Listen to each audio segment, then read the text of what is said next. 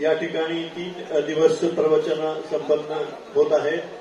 आज समारोपाचा दिवस आहे। आपणा सर्व उपस्थित बंधू भगिनींचं श्री रामकृष्ण सेवा प्रतिष्ठानच्या वतीनं या ठिकाणी हार्दिक स्वागत करतो, आपणास वंदन करतो। परमपूजनीय श्री गुरु चैतन्य महाराज देगलूरकर यांच्या चरणी नतमस्तक होतो। आज या समारोह प्रसंगी श्री रामकृष्ण सेवा प्रतिष्ठानतर्फे महाराजांचा सर्वप्रथम सन्मान होतोय। मी संस्थेचे सचिव श्रीकांतजी भुतडा यांना विनंती करतो की त्यांनी महाराजांना शाल आणि पुष्पहार समर्पित करावा। बहुनाम जन्मनामन्ते ज्ञानवान् प्रपद्यते वासुदेव सर्वमिति स महात्मा सुदुर्लभः। हे समस्त ही श्री वासुदेव, ऐसा प्रतिती रसाचा उतला भाव, म्हणून भक्ता माझी राव आणि ज्ञानी तोची। श्री रामकृष्ण सेवा प्रतिष्ठानच्या वतीनं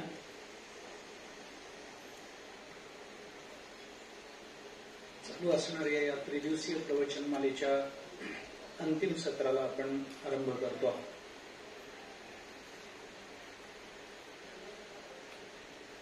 संस्थेचं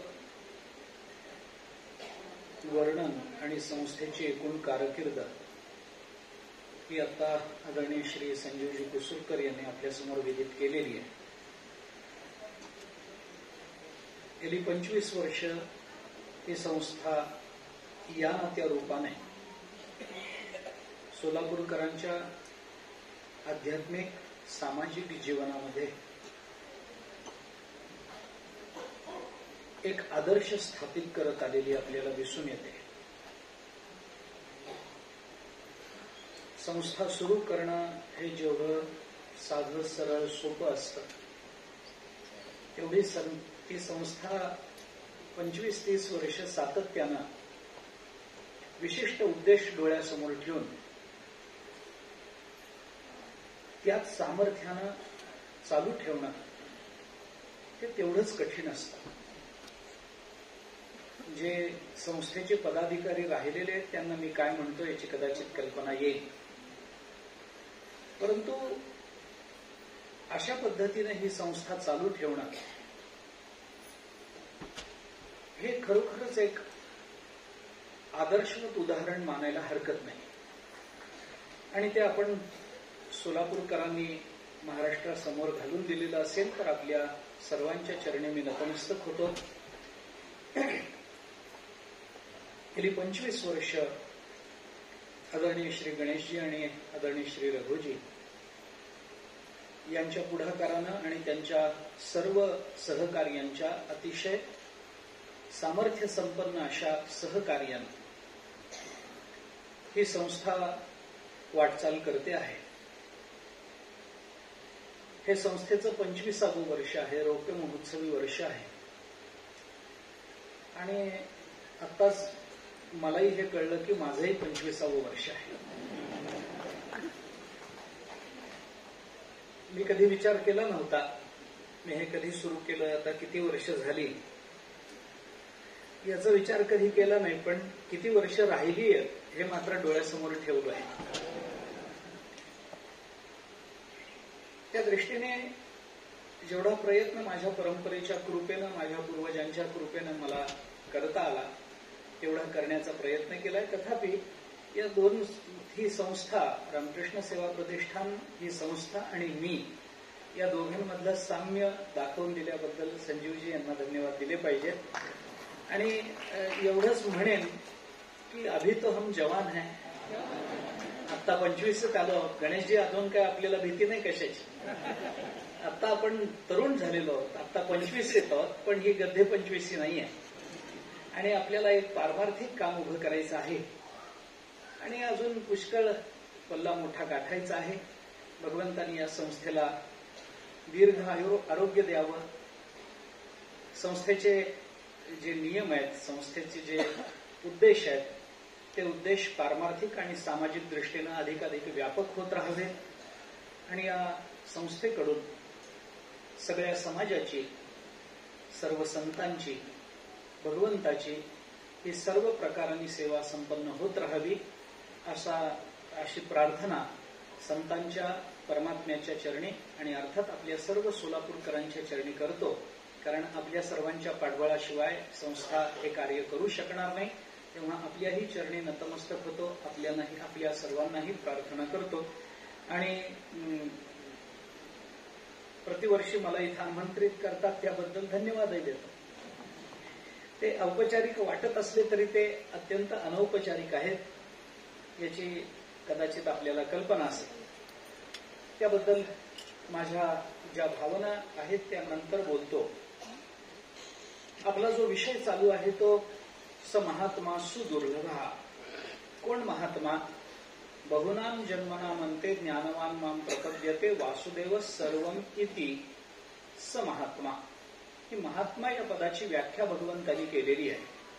अनेक जन्माच्या शेवटी ब्रह्मज्ञान होऊन तरीही जो भगवंताला शरण जातो, कारण भगवंतांनी ज्ञानवान एवढं सांगून भगवान थांबले नाही, तर माम प्रपद्यते हा शब्द भगवंतांनी विशेषत्वाने वापरलेला आहे. त्यामुळे शरणागती, ज्ञान असूनही जो भगवंताची शरणागती स्वीकारतो स महात्मा, असा तो महात्मा आहे असं भगवंताचं म्हणणं आहे. आणि ज्ञानोबारायांनी त्याला अनुसरूनच खाली म्हणत असताना म्हणून भक्ता माझी राव ज्ञानिया तोची असे शब्द वापरले. त्या अनुषंगाने आपण बोलतो. कालपर्यंत थोडासा स महात्मा सुदुर्लभा या पदाचा विचार आपण केला की महात्मा दुर्लभ आहे. हा दुर्लभ आहे म्हणजे कोणत्या अर्थाने दुर्लभ आहे? कारण वस्तूची दुर्लभता देशकाल व्यक्ती परिच्छेदाने सिद्ध होऊ शकते आणि बऱ्याच वेळेला ती होतेही. एकच वस्तू एका कालामध्ये सुलभ वाटत असली तरी ती अन्य कालामध्ये दुर्लभ असते. एका व्यक्ती करता ते सुलभ असलं तरी अन्य व्यक्ती करता ते दुर्लभ असू शकतं. आणि एका देशामध्ये जे सुलभ असतं ते अन्य देशामध्ये कदाचित दुर्लभ असू शकतं. तर ही व्यक्तिकाल, देशकाल आणि व्यक्ती परिच्छेदानं असणारी दुर्लभता हीच महात्म्यांच्या आणि संतांच्या बाबतीत लावायची आहे का? तर असा विचार न करता आपण त्याच्यामध्ये एक सूत्र असं पाहिलं होतं की हे संत जगताला दुर्लभ वाटतात कारण सर्व जगाला साधारणपणानं उपाधीवरून परिचय करून घेण्याची सवय असते. आणि ती उपाधी जोपर्यंत लावली जात नाही किंवा त्या उपाधीच्या संबंधानं जोपर्यंत परिचय होत नाही तोपर्यंत त्याला परिचय म्हटलं जात नाही जगतामध्ये. खऱ्या अर्थाने मी ओळखलं, कशावरून ओळखलं तर अमक्या उपाधीवरून ओळखलं असं चिंतन जगतामध्ये केलं जातं. पण निरुपाधिक परिचय होणं हे जास्त महत्वाचं असतं. उपाधीवरून केला गेलेला परिचय कदाचित उपाधीच्या संबंधानं असल्यामुळे, कारण वेदांतामध्ये कोणताही उपाधी नित्य नाही, कोणताही उपाधी शाश्वत नाही, कोणताही उपाधी त्या स्वरूपाचं एक लक्षण, उपलक्षण म्हणून स्वीकारला जात नाही. त्यामुळे उपाधी आहे म्हणल्यानंतर ती कधीतरी गळून पडणार. उपाधी आहे म्हणल्यानंतर त्याच्यापेक्षा ज्याला उपाधी लागलेली आहे असा जो आहे तो त्याच्यापेक्षा वेगळा राहणार आहे कोणीतरी.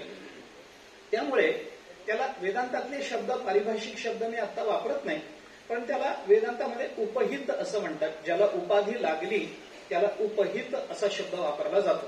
त्यामुळे उपाधी ज्याला लागली तो उपहित, तो सुद्धा उपाधीने ग्रस्त फार काळ असत नाही. ती उपाधी कधीतरी गळून पडते. ती स्वभावतः तरी गळून पडते, अन्य काही कारणाने गळून पडते. एखादा मनुष्य श्रीमंत आहे, दातृत्व आहे त्याच्या ठिकाणी, म्हणून दाता अशी पदवी त्याला दिली जाते. अरे फार मोठा दाता आहे हा, आलेल्या माणसाला रिकाम्या हाताने परत पाठवत नाही. हे दातृत्व ही त्याची उपाधी आहे. कालांतराने जेव्हा त्याची संपन्नता जाऊन प्रारब्धवशात त्याला दारिद्र्य येईल तर त्याचं दातृत्व ही त्या दारिद्र्यामध्ये निघून जाईल ना. मग ते जे त्याचं दातृत्व ही जी उपाधी त्याला लागली ती उपाधी ही कालांतराने प्रारब्धवशात, प्रसंगवशात बऱ्याच वेळेला गळून पडत असते. त्यामुळे असा जो उपहित, म्हणून उपाधी लागलेला उपहित, आणि अशी उपाधी जेव्हा निवृत्त होऊन जाते, उपाधी जेव्हा बाजूला पडते तेव्हा उपहित शिल्लक राहतो का? तर वेदांतांनी, थोडंसं अवघड बोलायचं झालं तर वेदांतांनी त्याच्यासाठी असं म्हटलंय की उपाधी गेल्यानंतर उपहित नष्ट होत नाही, पण त्याचा उपहितत्व हा धर्म निवृत्त होत असतो. त्यामुळे त्याला उपहित असं म्हणता येत नाही. आता हे अवघड आहे याची मला कल्पना आहे, पण त्याच्याकरता काही उदाहरणं वेदांतांनी दिली आहेत. आता मला तिकडे जायचं नाहीये खरं म्हणजे, परंतु ते महात्मे दुर्लभ का? कारण आम्हाला त्या महात्म्यांचा उपाधीनं परिचय करून घेण्याची सवय लागली म्हणून. आम्ही चमत्कारावरून संतांची ओळख पटवून घेतो की यांनी भिंत चालवली म्हणून यांना नमस्कार करा, यांनी अमुक अमुक केलं, रेड्या मुखी वेद बोलवला म्हणून यांना नमस्कार करा, तुकाराम महाराजांनी मेलेलं मूल कीर्तनामध्ये जागं केलं म्हणून त्यांना नमस्कार करा. हे त्यांचं खरं वैलक्षण्य नाहीये. याला काही अर्थ नाहीये की ज्ञानेश्वर महाराजांनी भिंत चालवली याच्यात आम्हाला जरी कौतुक वाटत असलं तरी ते काही त्यांचं महत्व नाहीये. तो ते त्यांच्या परिचयाचं ते माध्यम नाहीये. भिंत चालवली, ठीक आहे, ती चालवली, सोडूनही दिली, त्याचा काही फार विचार त्यांनी केलेला नाही. मग त्यांचं महत्व आम्ही कशावरून ओळखायचंय? म्हणजे उपाधीवरून जेव्हा आम्ही एखाद्या व्यक्तीचा परिचय करून घ्यायला लागतो तेव्हा उपाधीच आमच्या लक्षात येते आणि ती उपाधी ज्याला जबरदस्तीनं लादली गेलेली आहे ज्याच्यावर किंवा ज्यांनी लावून घेतलेली आहे तो जो उपहित असतो तो मात्र दुर्लक्षित राहतो आणि दुर्लक्षित राहतो म्हणूनच तो दुर्लभ वाटायला लागतो. ही मुख्य अडचण काल आपण या संबंधानं बराचसा विस्तार करून आलेलो आणि काल आपण असंही बोललो होतो त्या संबंधामध्ये की स महात्मा सुदुर्लभा, असा महात्मा दुर्लभ आहे असं जेव्हा म्हटलं जातं तेव्हा दुर्लभत्व हे या अंगानं असलं तरी याचं विवरण मात्र वेगवेगळ्या अंगाने होऊ शकतं. त्याचाही थोडासा प्रयत्न काल आपण करून पाहिला. नारद महर्षींच्या एका सूत्राच्या आधारानं आपण या सगळ्याचं थोडंसं चिंतन, दुर्लभ, अगम्य आणि अमोघ या 3 पदाच्या महत्संगस्तु दुर्लभो अगम्यो अमोघश्च या सूत्राच्या आधारानं आपण त्याचा थोडासा विचार करून आलो. थोडं मला आता पुढे जाऊन हा सगळा समारोप आज करायचा आहे म्हणून त्याच्या आपल्याला दिलेल्या विषयामध्ये ज्ञानोबारांची एक ओवी आपल्याला दिली आहे. म्हणून भक्ता माझी रावो ज्ञानिया तोची. कोण तोची म्हणजे कोण? हा तोची तोच आहे. वासुदेव सर्वम इति हे ज्या पदामधून भगवंतांनी सांगितलं तेच ज्ञानोबाराय सांगतात. हे समस्त ही श्री वासुदेव आईसा प्रतिती रसाचा ओतला भाव तो भक्ता माझी रावो ज्ञानिया तोची. हे शब्द ज्ञानेश्वर महाराजांनी वापरलेत. त्या संबंधानं थोडासा विचार आज करतो. काय आहे की साधनांचा विचार करत असताना आपण पहिल्या दिवशी बोलून आलो समन्वय आणि समुच्चय या 2 भूमिकांमधून साधनांचा विचार नेहमी केला जातो. याच्यातल्या समुच्चयवादावर आता आपल्याला आपलं लक्ष केंद्रित करायचं नाहीये. आपल्याला बोलायचं आहे ते समन्वयवादाबद्दल बोलायचं. आणि हा समन्वय जेव्हा केला जातो, कर्माचा समन्वय उपासनेमध्ये होईल, उपासनेचा समन्वय ज्ञानामध्ये होईल, ज्ञानाचा समन्वय भक्तीमध्ये होईल, यांच्यामध्ये एक काहीतरी कार्यकारण भाव सिद्ध होत राहील. कर्मानं अंतःकरण शुद्ध होईल, अंतःकरण शुद्धीनं ज्ञानाचा अधिकार प्राप्त होईल, ज्ञानाच्या अधिकारामध्ये आपल्याला ज्ञान प्राप्त होईल, ज्ञान प्राप्त झाल्यानंतर मग आपल्याला भक्ती करता येईल आणि अशी भक्ती जो करतो त्याला कर्म आणि ज्ञानाचे परिणाम आपोआप प्राप्त होत राहतात. जो पुढे गेलेला आहे आणि ज्याच्या आधाराने पुढे गेलेला आहे तो ज्याच्या आधाराने गेला त्याचे सर्व गुण जिथपर्यंत पोचला आहे तिथे त्याला आपोआप प्राप्त होत असतात, कारण त्याचाच आधाराने तो पुढे गेलेला असतो. म्हणजे 10व्या पायरीनंतर आपल्याला वरच्या मजल्यावर जाता येतं असं जेव्हा आपण उदाहरण देतो तेव्हा आपण वरच्या मजल्यावर पोचलो हे सांगण्याकरता पुन्हा आपल्याला नाही मी पहिली पायरी सुद्धा चढलो होतो हे सांगायचं विशेष कारण राहत नाही ना. एकदा मी वरच्या मजल्या 10वी पायरी चढून गेलो हे सांगितल्यानंतर पुन्हा मी पहिली पायरी चढलो होतो, मग मी दुसरी चढलो, मग मी तिसरी चढलो असं सांगायची गरज नाही. मी 10वी चढलो याचाच अर्थ मी पहिली, दुसरी, तिसरी, चौथी हे चढतच वर गेलेलो आहे. तसं तो भक्ता माझी राव आहे म्हणल्यानंतर तो ज्ञानी आहेच आहे, तो कर्मयोगी आहेच आहे, तो योगी आहेच आहे हे लक्षात घेतलं पाहिजे. कारण या सगळ्या साधनांचा समन्वय करतच त्याला आपलं भक्तपण सिद्ध करावं लागलेलं आहे किंवा तो भक्त झालेला आहे. म्हणून या समन्वयाचा एक विचार आपण पहिल्या दिवशी या संबंधानं करून आलो होतो. आज जे बोलायचं आहे मला ते थोडंसं ज्ञान आणि भक्ती या 2च साधनांच्या संबंधानं बोलायचं आहे. मला आता कर्म आणि योग ही 2 साधनं बाजूला ठेवायची, कारण ज्ञानेश्वर महाराजांनी भक्ता माझी रावो ज्ञानिया तोची असे शब्द वापरले. जो भक्तामधला राजा आहे रावो तोच ज्ञानी आहे असं जे म्हणलंय याच्यामध्ये काय नेमकं भगवंताला बोलायचं आहे याचा थोडासा विचार असा आहे की गीता जर आपण बारकाईनं बघितली तर आपल्याला हे लक्षात येईल की कर्मयोगी कसा असतो याची वर्णन आहे. आपण पहिल्या दिवशी बोलून आलो. गुणातीत कसा असतो याची वर्णन आहे. स्थितप्रज्ञ कसा असतो त्याची वर्णन आहे. असा तू स्थितप्रज्ञ तू ओळखून घे असं भगवंतांनी म्हणलंय. म्हणजे त्याची काही लक्षणं दिलेली आहेत. जसं योग्याची काही लक्षणं दिलेली आहेत, ज्ञानाची काही लक्षणं दिलेली आहेत, भक्ताची लक्षणं दिलेली आहेत. आता ही सगळी लक्षणं जेव्हा आपण त्या त्या अध्यायामध्ये वाचतो आणि समजून घेण्याचा प्रयत्न करतो तेव्हा आपल्या हे लक्षात आलं असेल, माझा विश्वास आहे आलं असेल, की ही सगळी लक्षणं या सगळ्यांची जवळजवळ सारखी असतात. जवळजवळ सारखी आहेत. म्हणजे काय, ज्ञानी जो असतो तो विषयामध्ये अडकत नाही, भक्तही अडकत नाही, कर्मयोगी अडकत नाही, योगी अडकत नाही, हे कोणीच अडकत नाही. ते विषयाशी तिळांजळू देऊने, प्रवृत्तीवरी निगड वाहूने, माते हृदयी भोनी सुनी भोगिताती, हे जे ज्ञानेश्वर महाराज बोलून दाखवतात. याच्यामध्ये काय विचार आहे की ते विषयाला तिलांजली देतात. कोण देतं? भक्तही देतात, ज्ञानीही देतो. ज्ञानाला ज्या वेळेला परब्रह्म स्वरूपाची प्राप्ती होते त्यावेळेला तो वैषयिक सुखात का अडकेल सांगा ना. ज्याला ब्रह्मसुखाची प्राप्ती झालेली आहे तो वैषयिक सुखामध्ये का अडकेल? कारण वैषयिक सुखाचा त्याग केल्याशिवाय ब्रह्मसुखाच्या प्राप्तीचा अधिकारच सिद्ध होत नाही ना. आपण लक्षात घ्या मला काय म्हणायचंय ते. वैषयिक सुखाचा कुठे ना कुठेतरी अंतःकरणातून त्याग करावा लागतो. प्रारब्धवशात प्राप्त झालेल्या विषयाचा भोग घेणं हे होत असेल, याचा अर्थ विषयाचा त्यांनी त्याग केलाय म्हणजे तो आता पक्वान्न खात नाही, म्हणजे आता तो जेवण करत नाही, म्हणजे आता तो चांगले कपडे परिधान करत नाही, म्हणजे तो घरदार सोडून निघून गेलेला आहे, रस्त्यावर कुठेतरी राहतोय आणि असं केलं तरच तो परमार्थ असतो. अशा भ्रमात राहण्याचं काय कारण आहे? परमार्थ करणाऱ्यांनी चांगले कपडे परिधान करू नयेत असा नियम आहे का? परमार्थ करणाऱ्यांनी पानात पडलं म्हणून पक्वान्न खाऊच नये. काय होतं दुर्दैवाने, वैराग्य या शब्दाचा आधार घेताना किंवा वैराग्य या शब्दाचा अर्थ समजावून घेताना दुसऱ्यांचा तिरस्कार करणं म्हणजे वैराग्य असतं असा एक भ्रम बहुतेकांच्या अंतःकरणामध्ये अगदीच ठाण मांडून बसलेला आहे. म्हणजे थोडंसं काही गोड खात आहे, आपण गोड खात नसतो, याला वैराग्य म्हणत नाही. हे वैराग्याचं लक्षण नव्हे. कुणावर तरी सारखी चिडचिड करणे, समोर आलेल्या दुसऱ्या विषयाचा तिरस्कार करणे, त्याचा तिटकारा करणे, त्याला टाकून बोलणे, त्याच्या संबंधानं निषेधात्मक भाषा उच्चारणे आणि त्या पद्धतीचा हावभाव व्यक्त करणे याला वैराग्य म्हणत नाही. पण जगतामध्ये वैराग्यवान कोण आहे की जो दुसऱ्याच्या जवळ येत नाही, दुसऱ्यांना जवळ येऊ देत नाही. असं जर असेल तर तुकाराम महाराज का जनामध्ये राहिले? वैराग्यवान नव्हते का? त्यांच्या एवढं कोण विरक्त होतं? कोण विरक्त होतं? आपण आज ओवी ऐकून आलो, जया निजेलियासी उपासी वैराग्य, ते झोपले तरी वैराग्य त्यांची उपासना करतं, ते वैराग्याची उपासना करत नाहीत, वैराग्य त्यांची उपासना करतं. झोपलेल्या माणसाला काय कळतं? काही कळत नसलं तरी त्यांचं वैराग्य तिथे सुद्धा अबाधित आहे.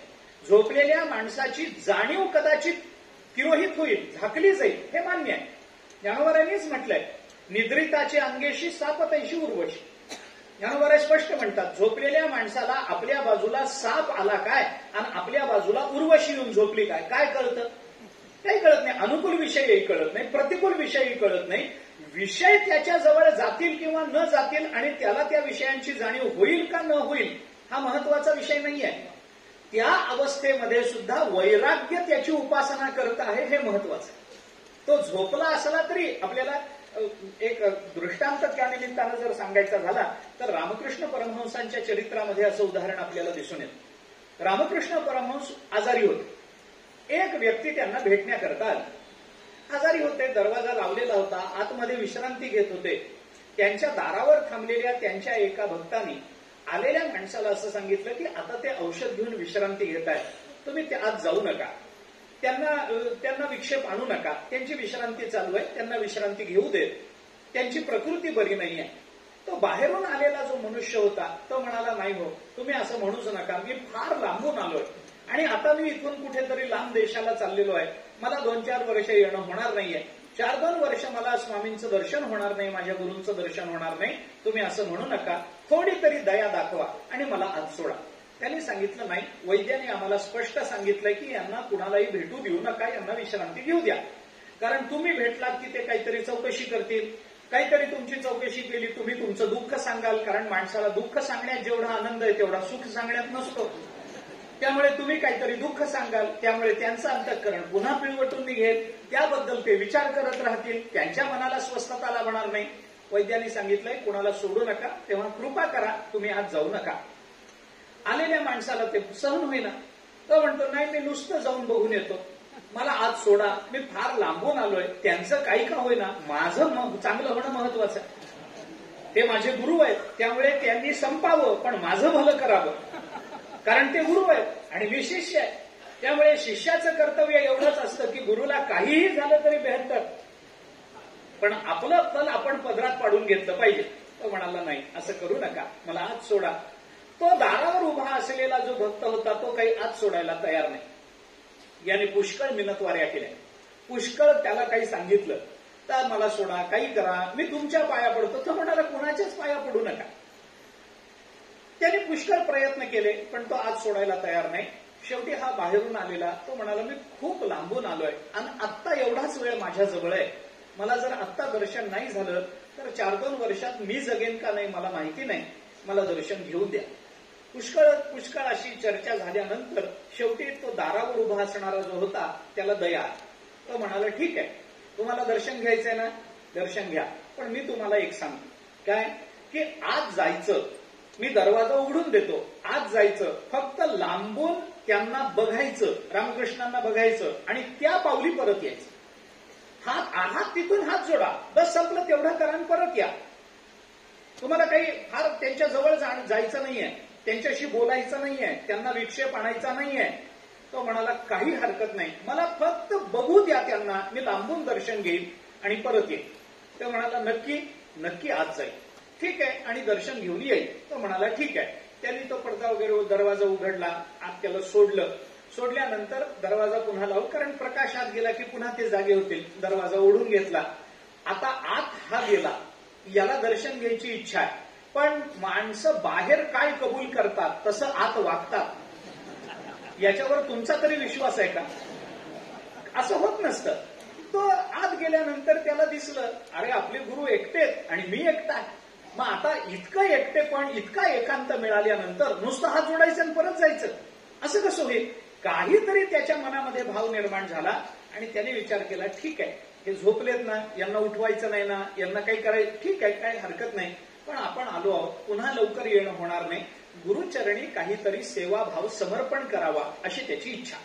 काहीतरी रिक्त पाणीर्न पश्येत राजानम देवतान गुरु असा एक नियम आहे. राजा, देव, गुरु यांना रिकाम्या हाताने पाहू नये असं म्हणतात. त्याच्यामध्ये ते 6 जण आहेत एकूण, हे तिघेच नाही आहेत, 6 जण आहेत. लहान बालकाला पहिल्यांदा बघताना रिकाम्या हाताने बघू नये, आजारी माणसाला बघायला जाताना रिकाम्या हाताने बघू नये, आपल्या भावाची किंवा आपल्या जवळच्या मित्राची पत्नी पहिल्यांदा भेटत असेल तर तिला रिकाम्या हाताने बघू नये, राजाला भेटायला जाताना रिकाम्या हाताने बघू नये, देवाकडे जाताना रिकाम्या हाताने जाऊ नये आणि गुरुचं दर्शन घेताना रिकाम्या हाताने घेऊ नये असं एक शास्त्र सांगितलं जातं. हे बंधन नाही, हे एक शास्त्र आहे. याच्याकरता म्हणून मी आपल्याला सांगितलं की देवाकडे गुरुकडे जाताना रिकाम्या हाताने जाऊ नये. म्हणून लोक हातामध्ये छत्री नाही तर काठी घेऊन जातात, कधी ते असे रिकाम्या हाताने जात नाही. ठीक आहे. त्याला वाटलं आपण आलो आहोत, गुरु समोर आहे, ते निद्रिस्त आहेत, आपण काहीतरी समर्पण करावं. म्हणून खिशातून त्याने एक नाणं काढलं. तो काळ नाण्यालाही किंमत होती. त्याने एक नाणं काढलं आणि ते रामकृष्ण परमहंस असे झोपलेले, त्यांचा तळहात असा वर होता, त्यांनी त्या तळहातावर ते नाणं ठेवलं. नाणं ठेवल्याबरोबर तो तळहात असा पालथा झाला, नाणं खाली पडलं. याला वाटलं बहुतेक कावळा बसायला आणि फांदी तुटायला गाठ पडली, कारण आपल्या गुरूंना आपण आतापर्यंत सेवाभाव समर्पण करत आलो आहोत, आपण ठेवायला आणि त्यांचा हात झोपेत पालथा व्हायला गाठ पडली असेल. म्हणून त्यांनी काय केलं, पुन्हा ते नाणं उचललं, पुन्हा हातावर ठेवलं, तो हात पुन्हा पालथा झाला. त्यांनी पुन्हा ते नाणं उचललं, दुसऱ्या हातावर ठेवण्याचा प्रयत्न केला, पुन्हा हात पालथा झाला. मग मात्र याला आश्चर्य वाटायला लागलं की हे नक्की झोपलेच आहे का खरेच जागे, का हे नाटक करतायत, कारण गुरु आहेत ना, त्यामुळे नाटक करणं क्रमप्राप्त असतं. त्यामुळे हे नाटक करतात की काय असं त्याला वाटलं आणि तो पुन्हा पुन्हा ते नाणं ठेवायला लागला. आणि बराच वेळ झाला याला आपण आत सोडलंय, हा नमस्कार करून येतो म्हणाला होता, इतका वेळ काय करतो? हे बाहेरच्या माणसाच्या लक्षात आल्यानंतर तोही आत आला. तो म्हणाला, काय चाललंय काय तुमचं? अहो लवकर बाहेर चला. ते झोपलेत. म्हणाले, झोपले नाहीत, हे जागेच आहेत. कशावरून? त्यांनी मी 2दा-3दा त्यांच्या हातावर नाणं ठेवलं.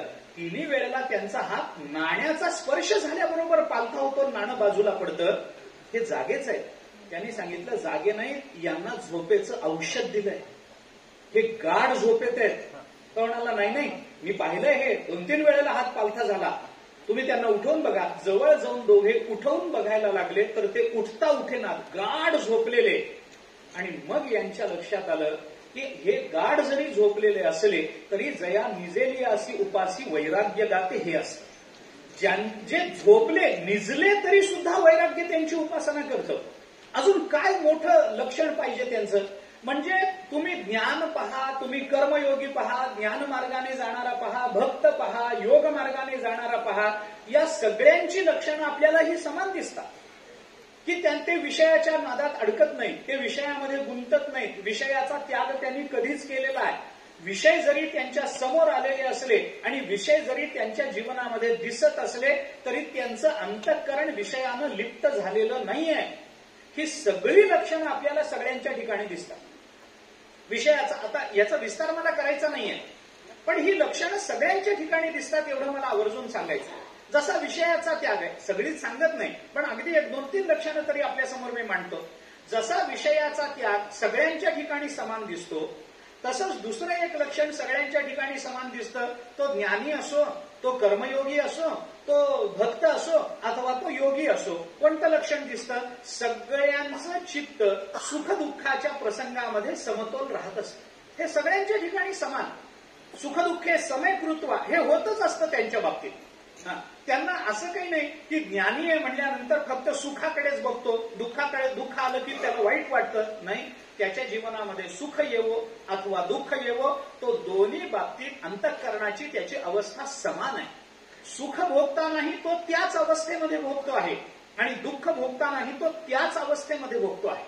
त्याच्या समोर वाईट विषय आला तरी त्याच्या चित्तामध्ये विकार उमटत नाही आणि त्याच्या जीवनामध्ये अत्यंत अनुकूल विषय आला तरी त्याच्या जीवनामध्ये उल्हास निर्माण होत नाही. कारण विषयाची अनुकूलता प्रतिकूलता त्याला कळालेली आहे, विषयाचं मिथ्यात्व त्याच्या लक्षात आलेलं आहे, विषयाची नश्वरता त्याच्या लक्षात आलेली आहे आणि नश्वर सुखाचा त्याग त्यांनी केलेला असल्यामुळे, शाश्वत सुखाचा बोध त्याला झालेला असल्यामुळे तो कोणत्याही परिस्थितीमध्ये त्याचं अंतःकरण दोलायमान होत नाही. ते चांगलं असो अथवा वाईट असो.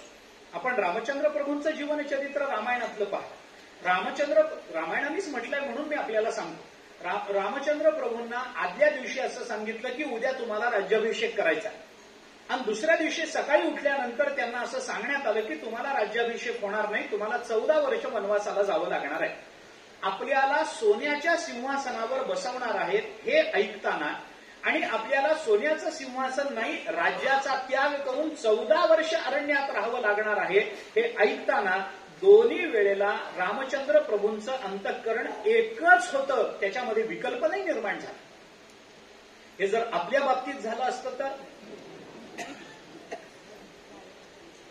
प्रतिकूल विषय समोर आला, मनामध्ये विकार निर्माण होत नाही. मारुतीराय गेले लंकेला. तिथे गेल्यानंतर सीता काळी का गोरी माहिती नाही, कुठं बसली आहे माहिती नाही, शोधायची आहे एवढं नक्की. पण सीता सुंदर आहे वगैरे कळलेलं होतं. आपल्या स्वामींची ती पत्नी आहे, आपली माता आहे. या विचारानं मारुतीराय लंकेमध्ये गेले आणि आता सीता शोध घ्यायचा. कसा घ्यावा, कुठे बसली असेल, काय करत असेल. त्या मारुतीरायांना असं वाटलं की आपल्या प्रभूंची ती पत्नी आहे, रावणाने पळवून आणली, पण ज्या अर्थी इतक्या मोठ्या सगळ्या त्रैलोक्याच्या अधिपतीची पत्नी पळवून आणली तर तिला महालामध्ये ठेवलं असेल. म्हणून मारुतीराय रावणाच्या महालामध्ये गेले आणि रावणाच्या महालामध्ये गेल्यानंतर त्या महालाचं एक चित्रण वाल्मिकी रामायणातही आपल्याला दिसतं आणि विशेषतः भावार्थ रामायणामध्ये एकनाथ महाराजांनी फार विस्ताराने त्या महालाचं वर्णन केलंय. तिथे आज जाऊन बघतात तर त्या मारुतीरायांना असं दिसलं की रावणाच्या सगळ्या स्त्रिया तिथं उघड्या वाघड्या पडलेल्या आहेत. त्यांना आपल्या अंगावरच्या वस्त्राचं भान नाहीये. बरं, सगळ्या स्त्रिया दिसायला अत्यंत सुंदर आहेत, त्यांना कपड्याचं भान नाहीये, त्यांना आचाराचं भान नाहीये, उन्मत्त झालेल्या आहेत, कामासक्त झालेल्या त्या सगळ्या स्त्रिया मारुतीरायांनी बघितल्या. बघितल्यानंतर त्यांच्या लक्षात आलं की आपल्या मातोश्री इथं राहणं शक्य नाही. मग अजून अंतरंगामध्ये गेल्यानंतर तिथे मंदोदरी दिसली, मंदोदरीला सीता समजले, ते नाही हे कळलं, कळल्यानंतर पुन्हा बाहेर आले, पुन्हा ते सगळं सीतेचा शोध घेतला. मग त्याला मारुतीरायांना हे कोणी सांगितलं नाही, पण एकनाथ महाराजांनी मारुतीरायांना असं सांगितलं होतं. एकनाथ महाराजांनी असं म्हटलंय, सीता ओळखण्याची खूण काय आहे, ही सीता आहे, हे सीता इथे आहे, हे कसं ओळखायचं. तर मारुतीरायांना असं सांगण्यात आलं, नाथ महाराजांची ओवी आहे त्या अर्थाने. नाथ महाराजांनी असं सांगितलंय की सीता जिथे बसलेली असते ना, तिथे आजूबाजूचं गवत आणि आजूबाजूचे दगड सुद्धा रामनामाचा जप करत असतात, त्याच्यावरून ओळखावं की सीता इथे आहे. आता ते मारुतीराय जाणे, ते गेले शोधता शोधता ते अशोकवनामध्ये सीता मातोश्री भेटल्या. मग ते सगळं झालं, त्या अशोकवनाचा विध्वंस झाला, लंका जाळून झाली, परत आले. परत आल्यानंतर मग आता सगळं प्रभूंना सांगायचं, गेल्यापासून ते येईपर्यंत सगळा वृत्तांत सांगायचा. मग आता हे कसं सांगायचं, काय सांगायचं. गेल्यानंतर ते सगळं सांगितलं, असं झालं तसं झालं, मी रावणाच्या महालात गेलो, असं झालं. आणि सगळं ऐकल्यानंतर रामचंद्र प्रभूंनी मारुतीरायांना असं विचारलं, मारुती तू रावणाच्या महालात गेलास, काय दिसलं. आणि रावणाच्या स्त्रिया सगळ्या उघड्या वागड्या पडलेल्या दिसल्या. बघितल्यास, बघितलं म्हणे देवा. बघितलं, हो बघितलं. अरे तू ब्रह्मचारी ना, ब्रह्मचारी आहेस ना, मग ब्रह्मचार्याने विषयाचं दर्शन घेण्यामध्ये सुद्धा त्याचं ब्रह्मचर्य भंग पावण्याची शक्यता आहे. आणि तू तसाच परत आलास, तुला काही वाटलं नाही. आता तुला ब्रह्मचारी म्हणावं का म्हणू नये. मारुतीरायांनी सांगितलं तरी मलाच म्हणावं, मीच खरा ब्रह्मचारी आहे.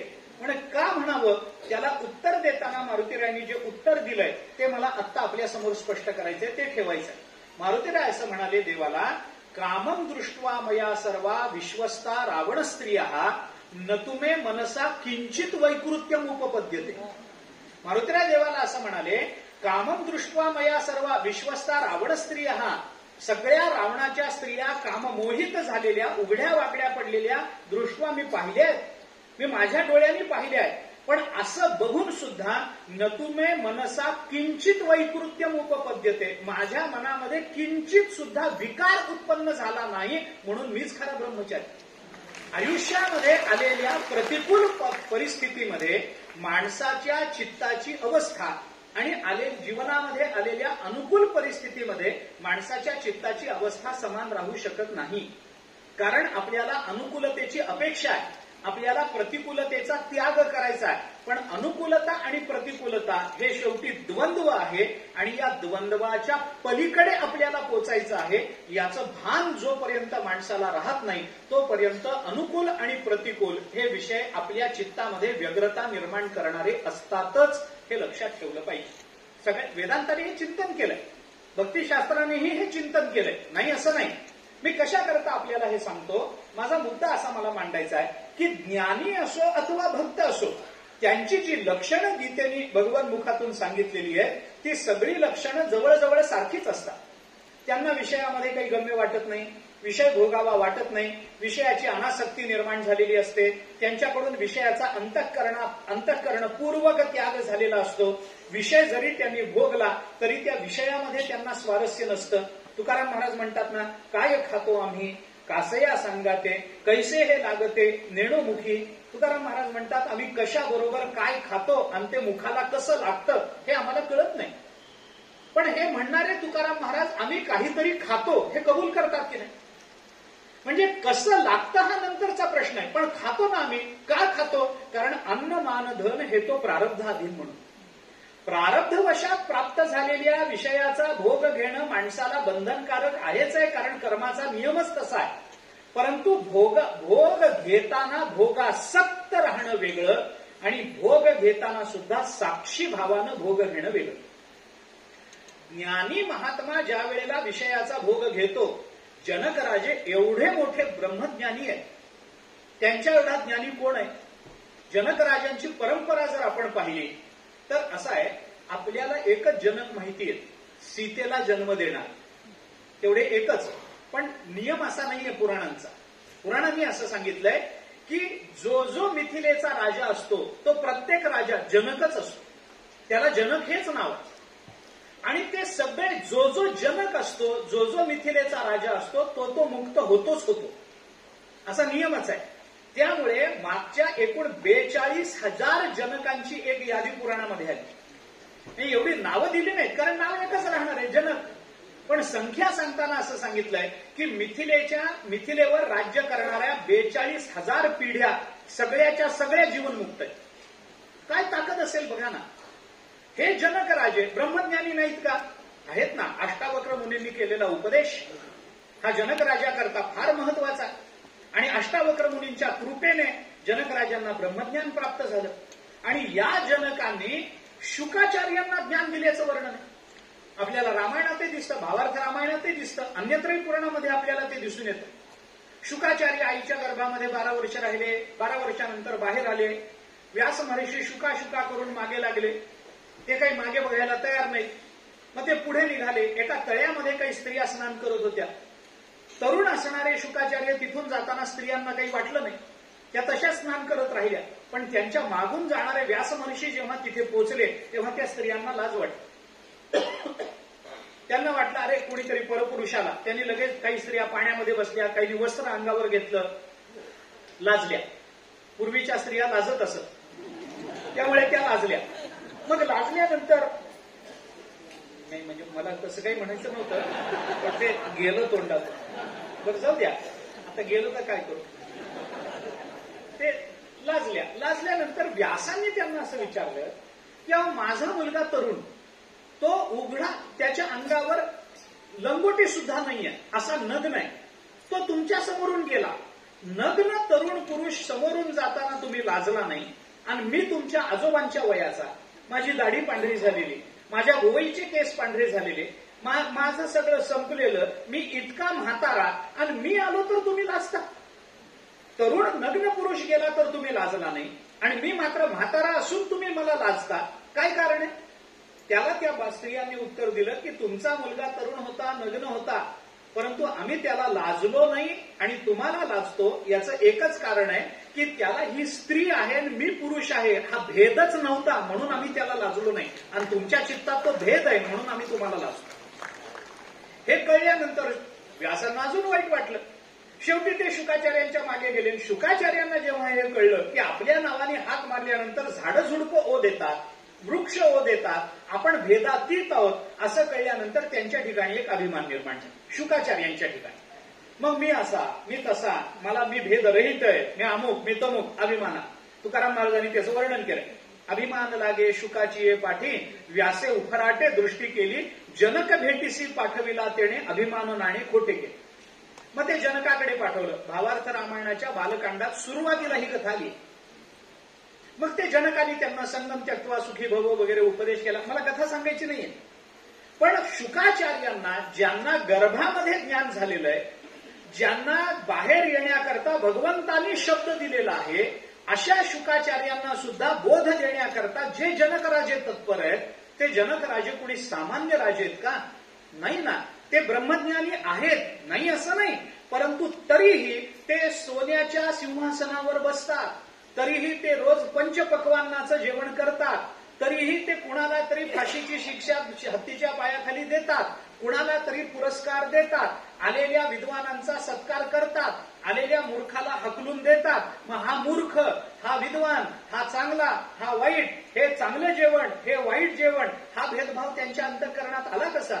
तर याला एकच उत्तर आहे की ते जरी सोन्याच्या सिंहासनावर बसत असले तरी हे सोन्याचं सिंहासन माझं आहे, म्हणून त्या सिंहासनाबद्दल त्यांच्या अंतःकरणामध्ये आसक्ती नव्हती. भोग आणि भोगासक्त या दोन स्वतंत्र संकल्पना आहेत. भोग घेणं वेगळं आहे, कारण ते प्रारब्धात असतात, पण भोग घेण्याकरता भोगासक्त होणं ही आवश्यकता नसते वेदांताच्या दृष्टीने, अध्यात्माच्या दृष्टीने. प्रारब्धवशात आलं समोर, नाही म्हणायचं कारण नाही. जे समोर आलं ते भोगलं पाहिजे. अनागतानां भोगानां अवांछनम अकृत्रिमम आगतानांच संभोगम इति पंडित लक्षणम. हे पंडिताचं लक्षण विदुर नीतीमध्ये आलं. महाभारतात विदुरांनी पंडितांचं लक्षण सांगताना हे एक लक्षण सांगितलं. अनागतानां भोगानां अवांछनम, जे भोग समोर आलेले आहेत त्याच्याबद्दल त्याच्या अंतःकरणामध्ये आसक्ती नसते. हे मिळावं, ते मिळावं, आतापर्यंत मला मिळालंच नाही, माझं अर्धाधिक आयुष्य गेलं, बाकीच्या सगळ्यांना मिळालं पण मलाच मिळू नये का, काही नसतं त्याच्या मनात. अनागतानाम भोगानाम, जे अनागत भोग आहेत त्याच्याबद्दल अवांछनम, त्याच्या अंतःकरणात वासना नाहीये, अकृत्रिमम. आणि ती जी वासना नाहीये ना ती स्वाभाविक आहे. म्हणजे ती काही फार हे नाहीये, ते स्वाभाविक ती अनासक्ती त्याच्या अंतःकरणामध्ये. पण असं असून सुद्धा आगतानांचे संभोग, पण येणाऱ्या भोगांचा मात्र, येणाऱ्या विषयांचा मात्र तो प्रारब्धवश म्हणून भोग घेतो आहे, त्याला पंडित अशी संज्ञा असते. एतत् पंडित लक्षण, हे पंडिताचं लक्षण मानलं जातं. पंडित शहाणा मनुष्य विषयाच्या मागे धावत नाही, पण प्रारब्धवशात विषय आले तर त्याचा भोग तो तेवढ्याच अनिच्छेनं अथवा अनासक्त अंतःकरणाने घेत असतो. बरं, असा विषयाचा भोग घेणारा भक्तही आहे, नाही असं नाही. मी आपल्याला एकनाथ महाराजांचं वर्णन करीन, आपल्या समोर ठेवीन. काही भोग कमी होते का? जहागीरदार होते. एकनाथ महाराज असे जहागीरदार होते की त्यांना 12 खून माफ होते. इतके मोठे जहागीरदार होते, 12 खून माफ होते. केले कोणाचेच नाही, माफ होते म्हणून. नाहीतरी माफीच मिळते तर काय, करून टाका ना, वापरून टाका, हक्क मिळतोय तर वापरा. असं एकनाथ महाराजांनी केलं नाही. श्रीमंती होती, रोज पुरणपोळी आहे. अजूनही अद्यापही नाथ महाराजांच्या पांडुरंगाला पुरणपोळीचाच नैवेद्य दाखवला जातो. त्याही काळामध्ये दाखवला जातो, रोज पुरणपोळी आहे. अहो, गावबा जो एकनाथ महाराजांकडे राहायला आला, ज्यांनी नंतर रामायण पूर्ण केलं, तो गावबा एकनाथ महाराजांकडे काय म्हणून आला? शिकायला आला काय? नाही, तो फक्त इथं रोज पुरणपोळी असते, खायला मिळेल म्हणून नाथ महाराजांच्या घरी राहिलेला आहे. तेवढेच कारणाकरता राहिला. काय ऐश्वर्य कमी होतं? काय कमी होतं? सगळी अनुकूलता होती. छत्रपती शिवाजी महाराजांसारख्या धर्मसम्राटांनी एवढं मोठं द्रव्य तुकाराम महाराजांकडे पाठवलं होतं, प्रारब्ध म्हणून आलं ना, पण अनासक्त राहिले ना त्याबद्दल. नाही बाबा, त्यालाच सांगितलं हे घेऊन जा, मला नको, हे मला काय करायचं, एवढं सगळं तुम्ही पाठवलंय द्रव्य, देऊ त्या छत्री घोडे, हे तो बऱ्यात न पडे, आम्हाला काय करायचं, काही गरज नाही. तुमचे एरवित्त धन ते माझं मृत्तिके समान, हे तुकाराम महाराज बोल. आणि कुणाला हे जर एखाद्या मंत्र्यांनी पाठवलं असतं तर त्या पावली परत करणं हे आनंदाचंच ठरलं असतं. पण पाठवणारा सामान्य माणूस नव्हता ना, तोही अवतार होता.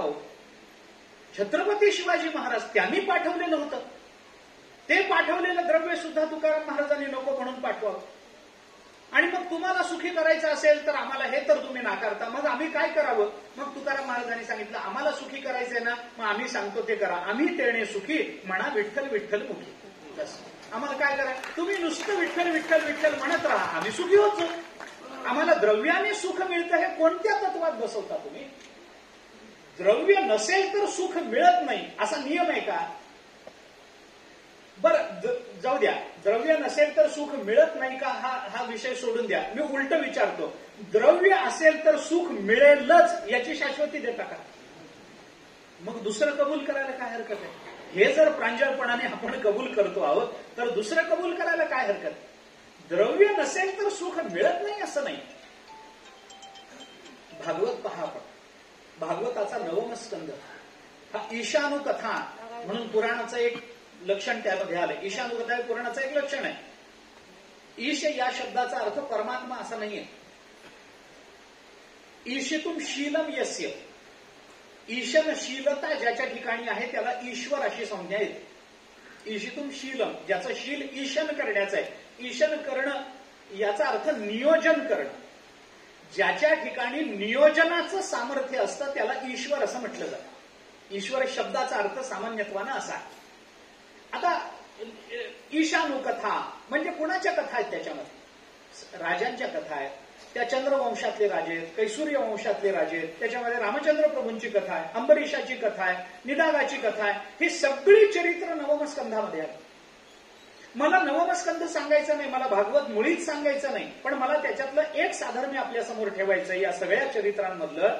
ते असं आहे की या सगळ्या चरित्रांमधले जे मोठमोठे राजे होते, भरतासारखा राजा, प्रल्हादासारखा राजा, ध्रुवासारखा राजा, ध्रुव बाळाला ते नंतर ते हे प्राप्त झालं, तिथून ते आले परत आल्यानंतर ध्रुव बाळांनी 36,000 वर्ष राज्य केल्याचं वर्णन भागवतांनी केलं.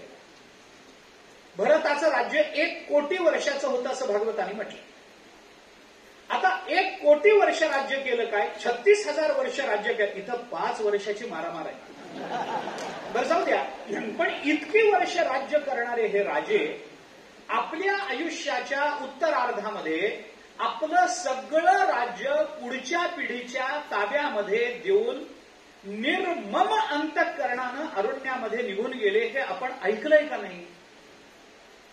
हे सगळे राजे केलं असेल, कोट्यावधी वर्षाचं राज्य, हजारो वर्षाचं राज्य केलं असेल, पण एवढं राज्य करू नये एका विशिष्ट क्षणी आपलं राज्य पुढच्या पिढीच्या हातात देऊन निर्मम अंतःकरणाने त्या राज्याचा सर्व संबंधाचा त्याग करून परमात्मा प्राप्ती करता हे सगळे अरण्यामध्ये निघून गेले. आता याच्यातून आपण काहीच घ्यायचं नाही असं ठरवलंय का?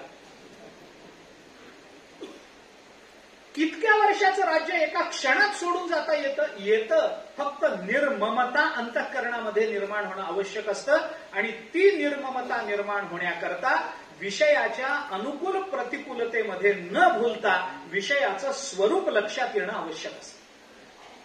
विषयाचा रंग फार आकर्षक असतो, पण विषयाचा स्वभाव कधीही आकर्षक नसतो. विषय आम्हाला भुलवतात, पण विषय आम्हाला सुख देऊ शकत नाहीत.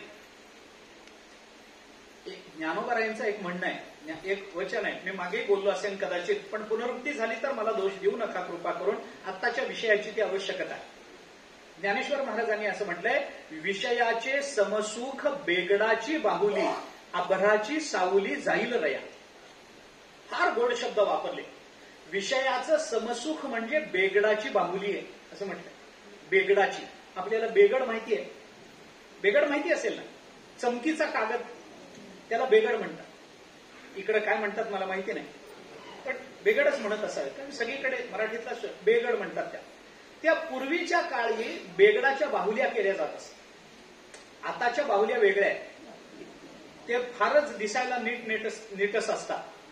ते पूर्वी बेगडाच्या बाहुल्या त्या कशा करायच्या, तर शेण घ्यायचं, शेण, त्या शेणामध्ये थोडी चिकण माती मिसळायची, त्याच्यामध्ये थोडासा कापूस मिसळायचा, आणि कापूस मिसळल्यानंतर तो जो एक लगदा तयार होतो तो थोडासा घट्ट करून त्याच्यापासून बाहुल्या बनवायच्या. आता पूर्वीच्या काळच्या बाहुल्यांना तसे हात पाय वगैरे काही नव्हते, काही नाही. त्या चिखलाचा एक असा गोळा करायचा, त्याच्यावर दुसरा एक छोटा गोळा ठेवायचा, संपली बाहुली. संपली बाहुली, संपली. खालून त्याला जरा चपटं करायचं, एक गोळा वर ठेवायचा, त्याच्यावर छोटा गोळा, छोटा गोळा म्हणजे तोंड, खालचा गोळा म्हणजे शरीर. त्या त्या काळातल्या स्त्रियानुसार त्या त्या काळातल्या बाहुल्या बनतात.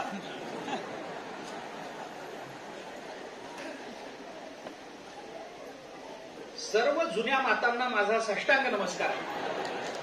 पण मी फार जुनं सांगतोय ज्ञानोबारायांच्या काळातलं, त्यामुळे 700 वर्षाचं इथं कोणी असेल असं वाटत नाही. ते काही नसतं, एक गोळा तो आणि त्याच्यावर एक छोटा गोळा.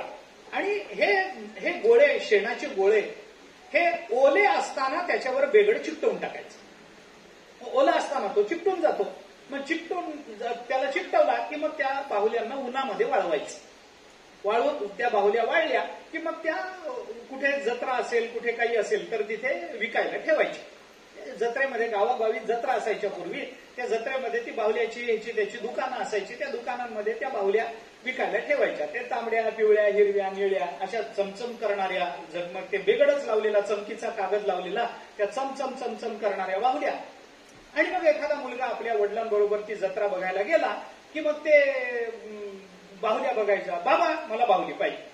बाप म्हणे, अरे काही नसतं त्याच्यामध्ये, ते काय उगीच 2 दिवसात फुटून जातं, त्याच्यापेक्षा तू खायला काहीतरी घे, तू वही घे, पेन्सिल घे, गोष्टीचं पुस्तक घे, कपडे घे तुला हवे असतील तर, अमुक घे, तमुक घे. नाही नाही नाही, मला बाहुलीच पाहिजे, मला बाहुलीच. तेव्हापासून बाहुलीचा छंद असतो. मग ते मला बाहुलीच पाहिजे, मला दुसरं काहीच नकोय, मला बाहुली पाहिजे, बाहुली पाहिजे. मग तो बापही कंटाळ, बर घे म्हणून त्याला ती काय 2 आण्याची ती बाहुली, काय असायचं त्याच्यामध्ये, ती बाहुली, त्याच्याकरता खर्चही फार झालेला नसायचा, त्याची किंमतही नसायची. 2 आण्यात ती बाहुली घेऊन जाईल. मग त्या बाहुली बरोबर खेळत खेळत मुलगा खुश, तो घरी यायचा. घरी आला, किती दिवस त्याची नवलाई राहणार. 1-2 दिवसामध्ये त्या बाहुलीचा कंटाळा येतो. मग ते इकडं टाक तिकडं टाक. ते लहान मुलाला सवय असते खेळता खेळता हातातली वस्तू तोंडात घालायची. ते बाहुली बरोबर खेळता खेळता खेळता ती बाहुली तोंडात घाल. मग एकदा ते बाहुली तोंडात घालायला लागला की तोंडातली लाळ त्या बाहुलीला लागते आणि तोंडातली लाळ बाहुलीला लागली की वरचा बेगड जो असतो तो ओला होतो, निघून जातो. तोंडात काय जातं? ज्ञानेश्वर महाराज म्हणतात, विषयाचे समसुख बेगडाची बाहुली.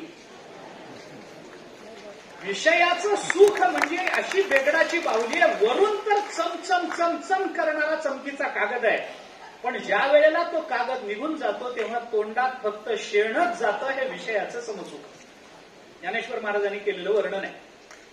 मी हे कशा करता आपल्याला विशेषण सिनोती ती विषया, जे विशेष रूपानं आपल्याला बांधून टाकतात त्याला विषय असं म्हणतात. हे विषयाचं स्वरूप ज्याला कळतं ना, तो विषय अनुकूल असो अथवा प्रतिकूल असो. आपण आता अशी कथा सांगितली जाते छत्रपतींच्या जीवनामध्ये की त्या कल्याणच्या सुभेदाराची सून समोर आली. मग छत्रपतींनी तिला असं सांगितलं, तिला आई म्हणून बघितलं. हे काय आहे सांगा ना. विषयाला जिंकल्याचा हा स्वभाव नाहीये का? नाहीये का? रंभा आली शुकाचार्यांच्या समोर. मागे मी बोललो असेल, शुकाचार्य तपाला बसले रंभा आली. ते इंद्राने पाठवलं. मी इंद्राची व्याख्या करतानाच आहे, कोणीही तपाला बसलं की ज्याच्या पोटात पहिल्यांदा दुखतं त्याचं नाव इंद्र. इंद्राची ही व्याख्याच आहे. त्यांनी रंभा पाठवली. ती नाचायला लागली. यांना काही फरक पडला नाही, हे तसेच. मग त्यांनी सांगितलं, ती रंभा जवळ आली, नाचायला लागली, काही डोळे उघडे ना. मग जवळ गेली, अजून जास्त जवळ. मग आवाज आल्यानंतर ते समाधीतून व्युत्थानदशा आली, डोळे उघडले. मग रंभेने सांगितलं, काय करता? ते म्हणाले, काय करतो म्हणजे तप करतो, भगवंताचं चिंतन करतो. म्हणे वय काय? म्हणे 12 वर्षाचं वय. इतक्या तारुण्यात कुठं परमार्थ असतो का? परमार्थ कधी करायचा असतो? तुम्हाला विचारतो, परमार्थ कधी करायचा असतो?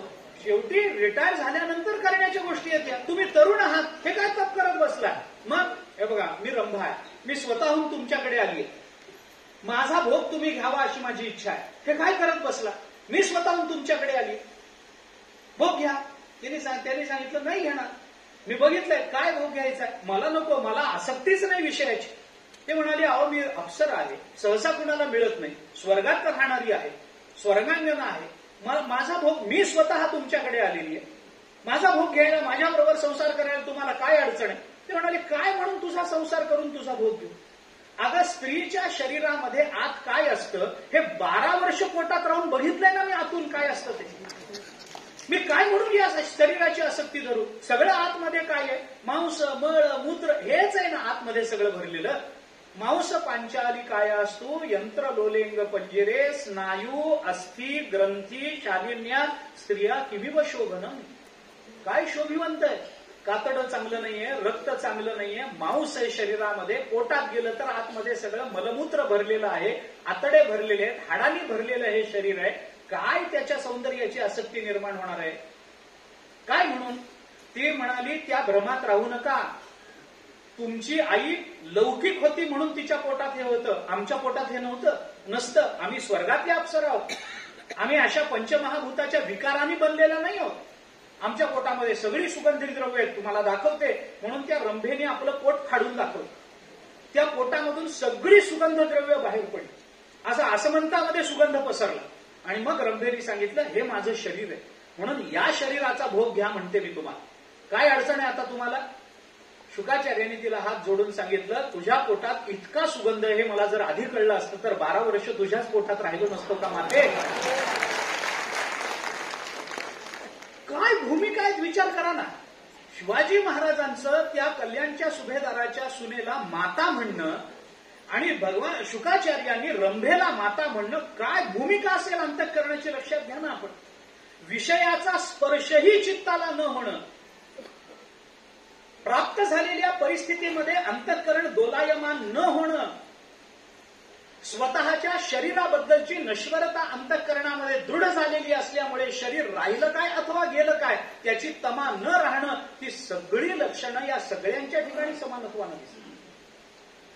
म्हणून मी आपल्याला सांगितलं, 2ऱ्या अध्यायातल्या स्थितप्रज्ञापासून ते 17व्या अध्यायातल्या सात्विकापर्यंत आपण सगळी लक्षणं काढून बघा. ही सगळी लक्षणं आपल्याला समानच दिसतील. मग ज्याची लक्षणं समान आहेत त्याच्यामध्ये भक्ती ज्ञानामध्ये फरक करता कशाला? मग भक्ता माझी राहो ज्ञानी या तोची हे म्हणण्याचं तरी तुम्हाला काय कारण आहे? जर सगळीच लक्षणं गीतेने समान सांगितली आहेत तर सगळेच समान झाले. मग कर्मयोगी तसाच आहे, त्याला ओळखायचं तर तेच बघावं लागेल. ज्ञानी तसाच आहे, त्याला ओळखायचं तरी हेच बघावं लागेल.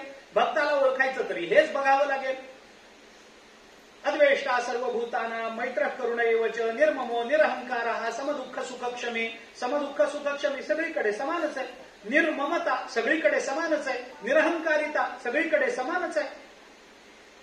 कर्मयोगी कर्म करताना काय अहंकाराने कर्म करतो? अरे अहंकार तर त्याला कर्मानं बांधणार आहे. मग तो का कर्म करेल? करणार तो अहंकार का ठेवेल? ठेवणार नाही. फलासक्ती ठेवणार नाही. कर्मण्येवाधिकार असते मा फलेषु कदाचन गीता बोलतेच आहे. कर्मयोग्याची लक्षणच आहेत ती. ज्ञानाची हीच लक्षण आहे. तोही निर्ममच असतो. कुणाबद्दल ममत्व येतं ज्ञानाच्या अंतःकरणामध्ये?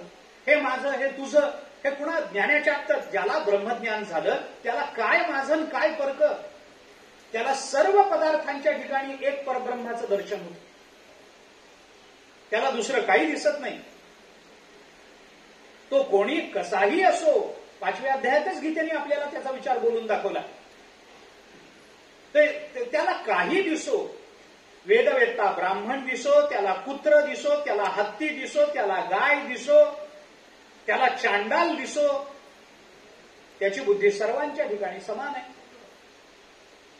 तो सगळ्यांना समानत्वाने पाहतोय. हा माझा, हा परका, ही भूमिका त्याच्या ठिकाणी नाहीये. कारण तो स्वरूप बघतो ना त्याच्याकडे. तो बघताना त्याच्याकडे स्वरूप म्हणून बघतो, व्यक्ती म्हणून बघत नाहीये ना. कारण त्याला ब्रह्मज्ञान आहे. त्याला त्याच्यामध्ये स्वारस्य नाहीये. आत्मस्वरूपाची ज्याला प्राप्ती झाली तो जे जे दृष्टी दिसे ते ते हरिरूप. एकनाथ महाराजांच्या हरिपाठात पूजा ध्यान जप त्यासी नाही. जे जे त्याच्या दृष्टीला पडतं ते परब्रह्म म्हणूनच पडतं. ऐसा ज्याचा अनुभव विश्वदेव सत्यत्वे. देवतया जवळी असे पापनासे दर. तुकाराम महाराजांचं वचन. ज्ञानोबा राय तेच बोलून दाखवतात. अशी कितीतरी प्रमाणं आपल्याला देता येतील की तो जेव्हा त्या पदार्थाकडे पाहतो तेव्हा तो पदार्थ त्याला पदार्थ म्हणून न दिसता स्वतःचं स्वरूप म्हणून दिसायला लागतो. आत्मत्वे वेठीला होये तो जया तया दृश्या ते पाहे. ते दृश्य दृष्टेपणेसी होत जाये तयाचे चिरू. ज्ञानेश्वर महाराज 18व्या अध्यायामध्ये म्हणतात त्या दृष्ट्याला दृश्य पदार्थ स्वतःचं स्वरूप म्हणून दिसतो. म्हणून मगाशी म्हटलं विद्या विनय संपन्ने ब्राह्मणे गवी हस्तिनी शुनीच एव श्वपाकेच पंडिता समदर्शिना. पंडित सगळ्यांकडे समदृष्टीनं पाहतो. त्याला हा परका हा आपला असं नसतंच. कारण त्याला दिसणारा पदार्थ पदार्थ म्हणून दिसत नाही, परब्रह्म म्हणून दिसतं. सर्व संतांच्या चरित्रामध्ये ही उदाहरणं आपल्याला पाहता येतील. मला लांबवायचं नाहीये. मला सांगायचा मुद्दा एवढाच आहे याच्यामध्ये की ही सगळी लक्षणं जर सर्व ठिकाणी समान असतील. निर्ममता ज्ञानाच्या ठिकाणी. ब्रह्मज्ञान झाल्यानंतर कशाची ममता राहते? त्याला देहाची ममता राहते. तेवी सदभ्यासे निरंतर चित्तासी परमपुरुषाची मोहर लावी मग शरीर असो अथवा जाओ. राहो अथवा जाओ. देह जावो अथवा राहो. पांडुरंगी दृढ व्हावं. काय त्यांना ते कबीर महाराज निघाले. काशीमध्ये राहत होते. कबीर महाराज असे रस्त्यावरून निघाले. ते जाता एक कुत्र रस्त्यावर पिसाळलेलं वेळ लागलेलं कुत्र. ते कुत्र आलं चालणाऱ्या कबीर महाराजांच्या पायाचा लचका तोडला. ते मांस असं लोंबायला लागलं खाली. असं लोंबायला लागलं. रक्तबंबाळ पाय झाला. मांस लोंबायला लागलं. ते लोकांना दिसलं. आणि काही लोकांनी कबीर महाराज आपल्याच नादात आहेत. कबीर महाराजांना लोकांनी सांगितलं अहो महाराज आपल्या पायाला कुत्र्यांनी चावा घेतलाय, लचका तोडलाय आणि तुमच्या पिंढरीचं मांस पायाचं असं लोंबायला लागलंय. बघा जरा त्याला काही मलमपट्टी करा, औषध लावा. त्यांनी सांगितलं ओ कुत्ता जाणे चमडा जाणे. काय भाषा असेल हे? अशा वेळेला सुचणं हे ज्ञानाचं लक्षण नाहीये का? सांगा ना. काय ममता आहे देहाबद्दल सांगा ना. काय वाटतं त्यांना? हा देह और खर्चटला तर प्रवचनाला न येणारी माणसं माझ्यासमोर. काल दिसला डोकंच फार दुखत होतं. काल येता येता नकोच वाटलं. अरे काय कारण आहे? आणि कबीर महाराज म्हणतात, ओ कुत्ता जाने चमडा जाने. ते कुत्र्याला माहिती चामड्याला माहिती मला काय करायचंय. काय या देहाबद्दलची अनासक्ती आहे, निर्ममता आहे, काही वाटत नाही. असं मी म्हणून म्हटलं की सर्व संतांच्या चरित्रामध्ये ही उदाहरणं आपल्याला दिसून येतात. मग जर सर्वांच्या ठिकाणी ही लक्षणं समानत्वानं आहेत, तर मग भक्ता माझी रावो ज्ञानिया तोची, हे असं वेगळेपण सांगण्यामध्ये ज्ञानोबारांना तरी काय तात्पर्य. तो भक्त आहे म्हणा म्हणजेच तो ज्ञानी आहे, तो ज्ञानी आहे म्हणा म्हणजेच तो योगी आहे, तो योगी आहे म्हणा म्हणजेच तो कर्मनिष्ठ आहे, तो कर्मनिष्ठ आहे म्हणा म्हणजेच तो भक्त आहे. कारण लक्षणं तर सगळ्यांची समान आहे. असं का व्हावं? भक्ता माझी रावो ज्ञानिया तोची, तो भक्तामधला राजा आहे त्यामुळे ज्ञानीही तोच आहे. असं वेगळेपण दाखवण्यामध्ये ज्ञानोबारांना काय काय त्याच्यामध्ये त्यांना महत्व वाटतं. भक्तामध्ये राजा, ज्ञानी तोच, याचं काही कारण आहे. आता थोडं वेगळं बोलतो. एक जाता जाता काय आहे, हे आपल्याला पटलं की नाही, मी जे बोलतो ते पटलं की नाही, तर पटलं, तुम्ही किती नाकारा, पण तुम्हाला मनात ते पटलंय. जेव्हा साधा विषय आहे ना, जेव्हा अनेकांची लक्षणं एक दिसतात त्यावेळेला त्यांच्यामध्ये भेद राहत नसतो. लक्षणं एक असली की भेद नाही. मग भक्ता माझी आणि ज्ञानी हे असं का, भेद का तुम्ही अधोरेखित केला, हा प्रश्न अगदीच तार्किक आहे. प्रसंगी तात्विकही वाटण्याची शक्यता आहे. आपल्याला ते पटलेलंही असावं मनामध्ये, पण तरीही हे म्हणणं बरोबर आहे. त्याचं कारण असं आहे की हे ज्ञानेश्वर महाराजांनी म्हटलंय म्हणून. मला दुसरा विकल्प लक्षात येत नाही, मला दुसरा अर्थ कळत नाही. जेव्हा आपला प्रश्न किंवा आपला विचार आणि संतांचे शब्द यांची जोड लागत नाही, त्यावेळेला शब्दाचा विचार करण्यापेक्षा आपल्या विचाराचं सीमावलोकन करणं हे जास्त महत्वाचं असतं. हे लक्षात घ्या. आपण केलेला विचार आणि ज्ञानेश्वरीची ओवी याच्यामध्ये जर तफावत येत असेल तर ओवी बरोबर आहे का चूक आहे याची चिकित्सा करू नये. आपला विचार चुकीचा झालेला आहे याच्यावर डोळे झाकून शिक्कामोर्तब करावं. कारण ते ज्ञानोबारांनी म्हटलंय, त्याला विकल्प नाही आहे. आपल्या भाषेमध्ये सांगू, त्याला चॅलेंज नाही. चला, कोण त्याला आव्हान देऊ शकेल? ज्ञानोबारांचं बोलणं आहे, तुकोबारांचं बोलणं आहे. याला खोडून काढणं ब्रह्मदेवाला काय, स्वतः भगवंताला ते शक्य नाही. स्वतः भगवंताला शक्य नाही ज्ञानोबारांचं बोलणं खोडून काढ. असं का तू म्हणालास, असं ज्ञानोबारायांना विचारू नाही शकत भगवान, पण ज्ञानोबारा विचारू शकतात, देवा तुमचं चुकलंय, असं तुम्ही का बोलला. आणि ज्ञानेश्वरीत तशी चूक दाखवून दिली आहे ज्ञानोबारांनी भगवंताची. मला ते स्थळ सांगायची नाहीयेत किंवा भगवान चुकीचे आहेत असंही सिद्ध करायचं नाही. त्याच्या मागे काय लीला असतात ते असू देत. लक्षण जेव्हा समान आहे तेव्हा वैलक्षण्य का, हा प्रश्न आहे. भक्ता माझी रावो ज्ञानिया तोची असं का म्हटलं, त्याचं उत्तर देऊन जात.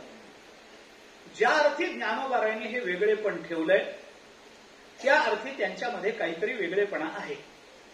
वेगळेपणाचा विचार करताना अध्यात्माच्या दृष्टीनं दोन रूपानं, दोन प्रकाराने करावा लागतो.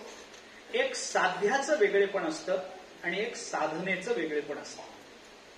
आपण ज्या लक्षणांचा विचार करतो आहोत ती लक्षणं त्यांना प्राप्त झालेली आहेत का करून घ्यायची आहेत, तर प्राप्त झालेली आहेत.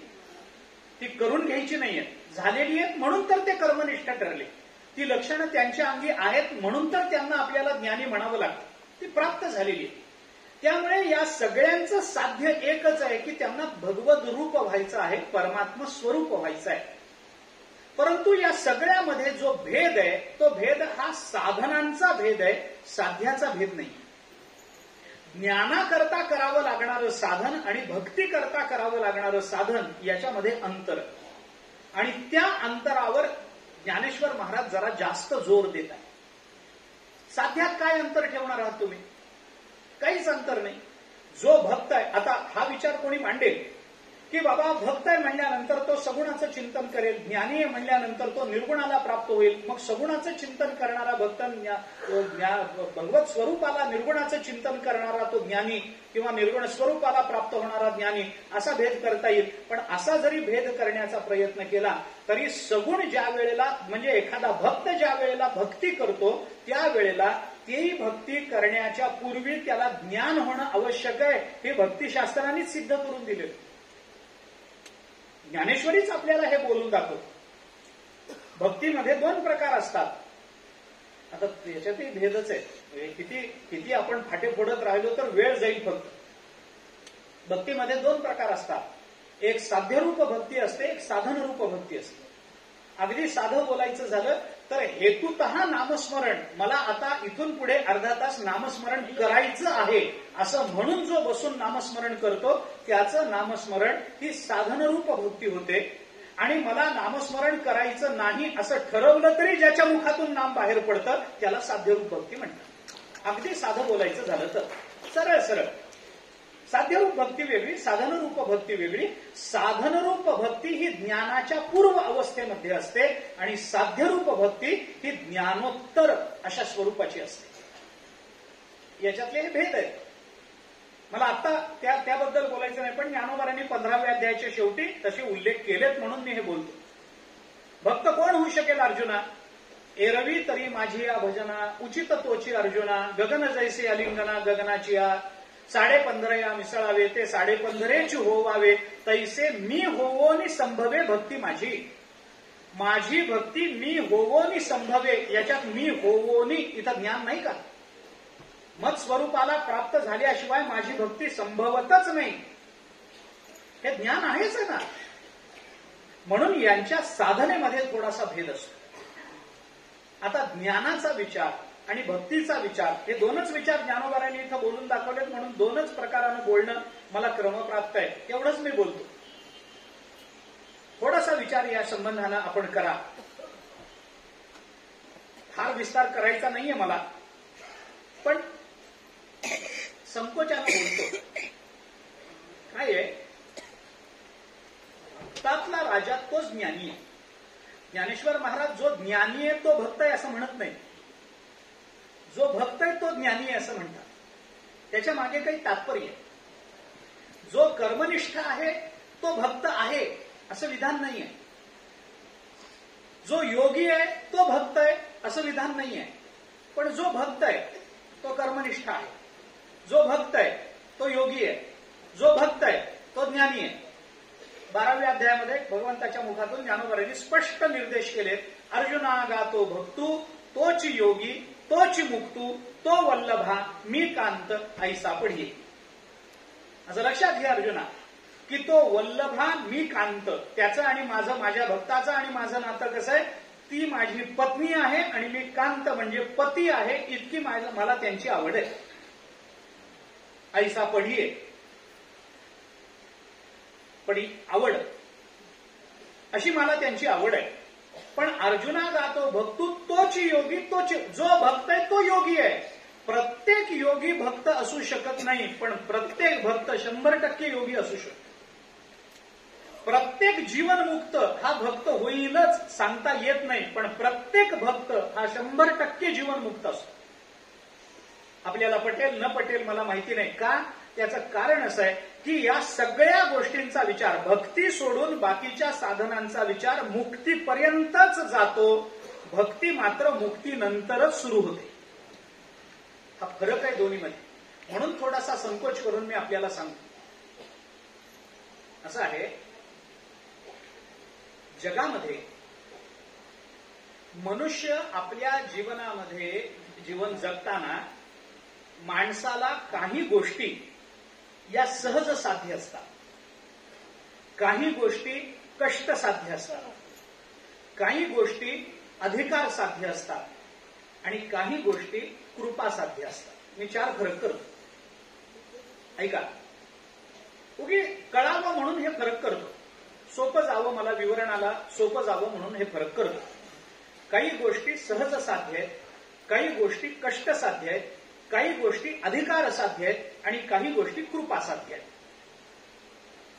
याची उदाहरणं देत बसलो तर पुष्कळ वेळ जाईल. एक एक छोटं छोटं उदाहरण देऊन पुढे जातो.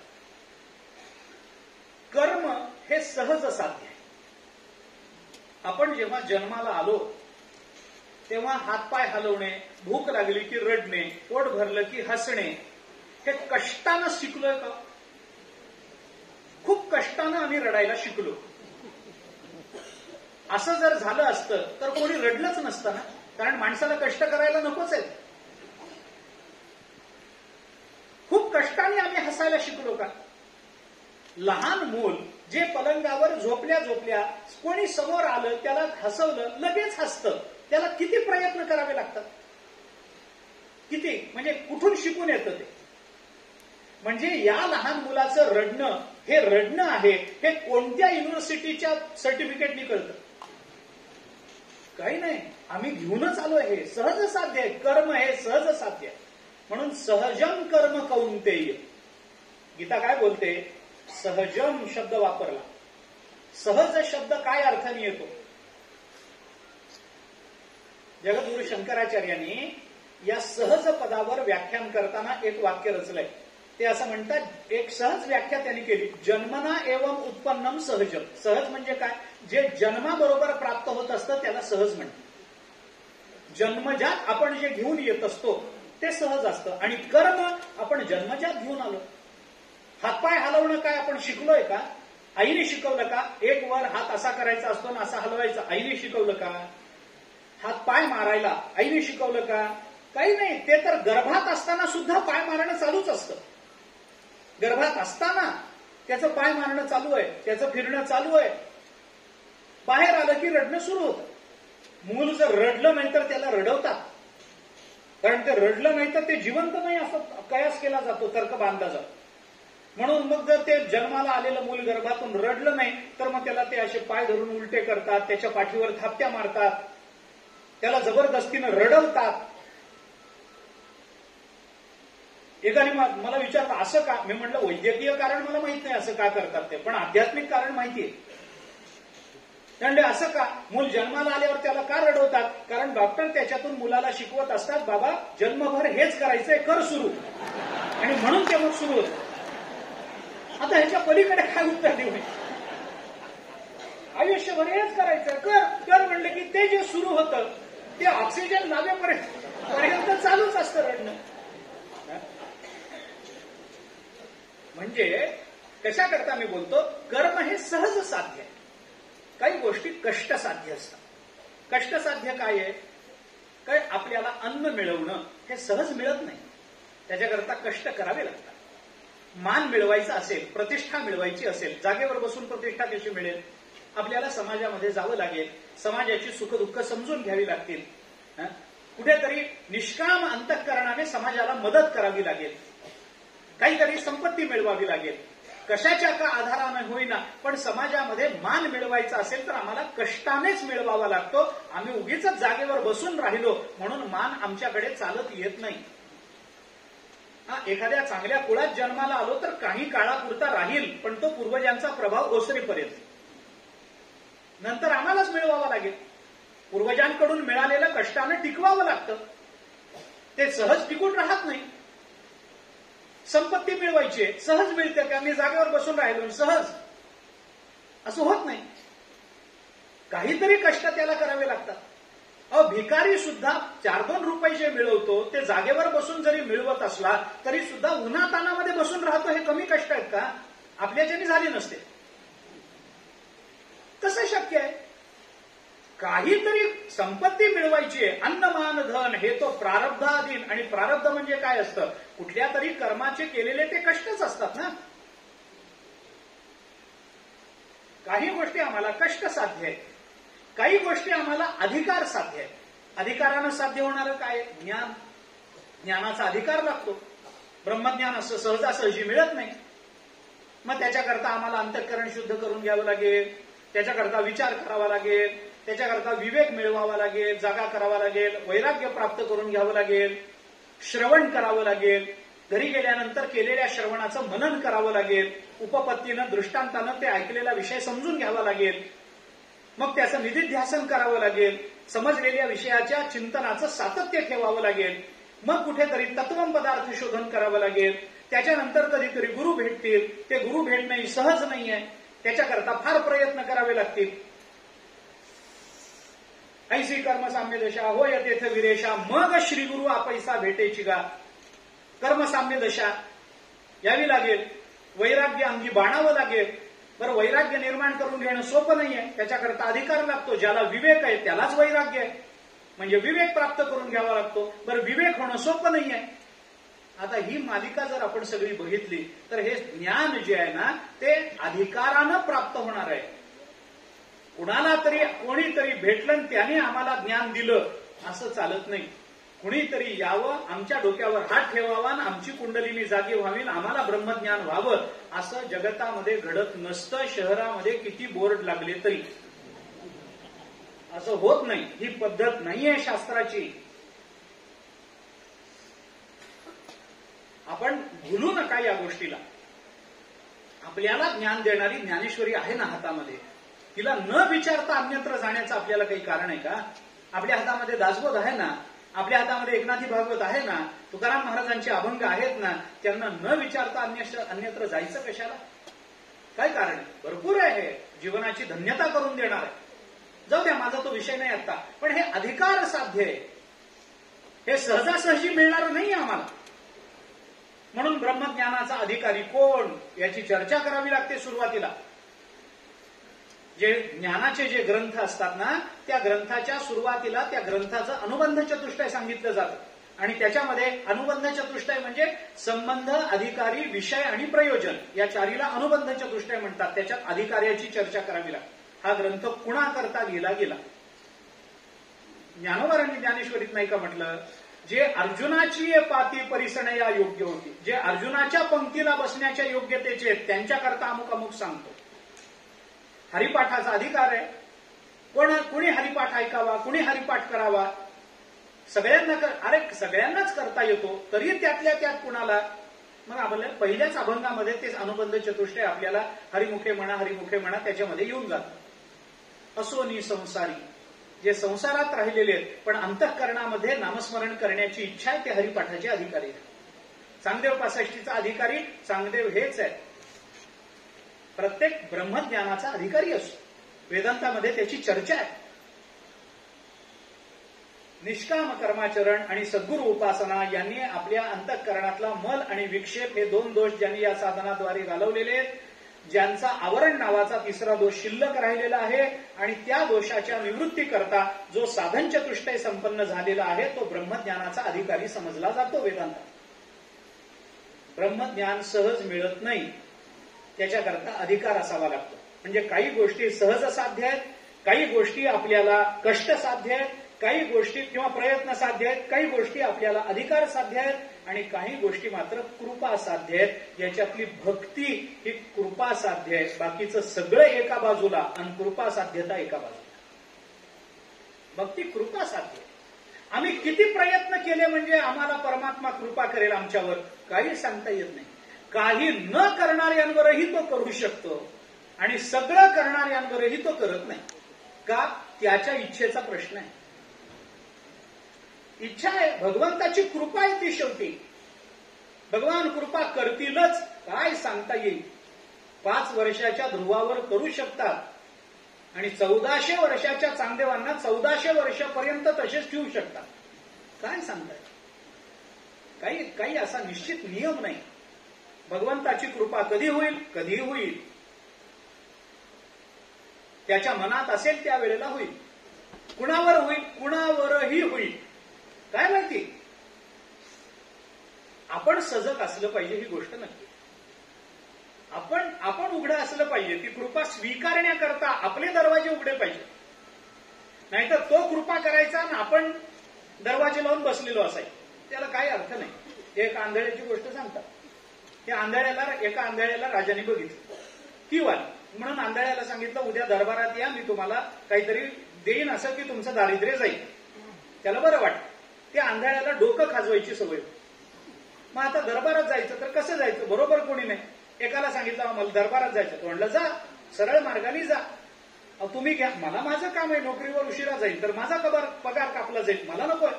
तुमचं तुम्ही जा, सरळ मार्गाने जा. तिथपर्यंत गेला. अजून एकाला विचार, मला दरबारात जायचं, मला वेळ नाही, मग काय करू? त्यांनी सांगितलं, एक काम करा, मी तुमचा हात भिंतीला लावून देतो. त्या भिंतीला, ही सगळी राजवाड्याची भिंत आहे, भिंतीला चाचपडत जा, दरवाजा आला की मध्ये घुसा. तो आंधळा निघाला, नेमका दरवाजा आला की डोकं खाजवायचं, ते नेमकं पुढे जायचं, पुढे गेलं की पुन्हा भिंत, पुन्हा फिरून यायचा, दरवाजा आला की. आमचं तसं होऊ नये. नेमका दरवाजा येईल आणि आम्ही कुठेतरी डोकं खाजवत बसू, ती कृपा वाया जाईल. भगवान तयार आहेत, कृपा करायलाच बसलेले, आमचे दरवाजे उघडे पाहिजे. याच्याकरता गीतेत आलेला शब्द सांगू, श्रद्धावान लभते ज्ञानम तत्पर. तत्पर राहणं, गीतेने वापरलेला शब्द तो आहे, तत्पर. तत्पर राहणं म्हणजे काय? एखादा नोकर फार तत्पर आहे असं आपण म्हणतो. तत्पर आहे म्हणजे काय? तत्पर आहे म्हणजे मुखातून आज्ञा निघाली की शब्द खाली पडू देत नाही, वरच्यावर येतो, त्याला तत्पर म्हणतात. तसं भगवंताची कृपा आली तर वाया जाऊ न देता ती कृपा प्राप्त करून घेणारा, त्याला तत्पर असा शब्द वापर. काल्याच्या प्रसंगामध्ये, आता हे खूप विस्तार होईल याचा, काल्याच्या प्रसंगामध्ये आहे, भगवंताने गोपाळांना सांगितलं, तुम्ही असे एकमेकांच्या वर तिघे उभे राहा, शिंके लाविले दुरी, होतो तिघांचे मी वरी, तुम्ही वारे दोहीकडे, मुख पसरोनी गडे.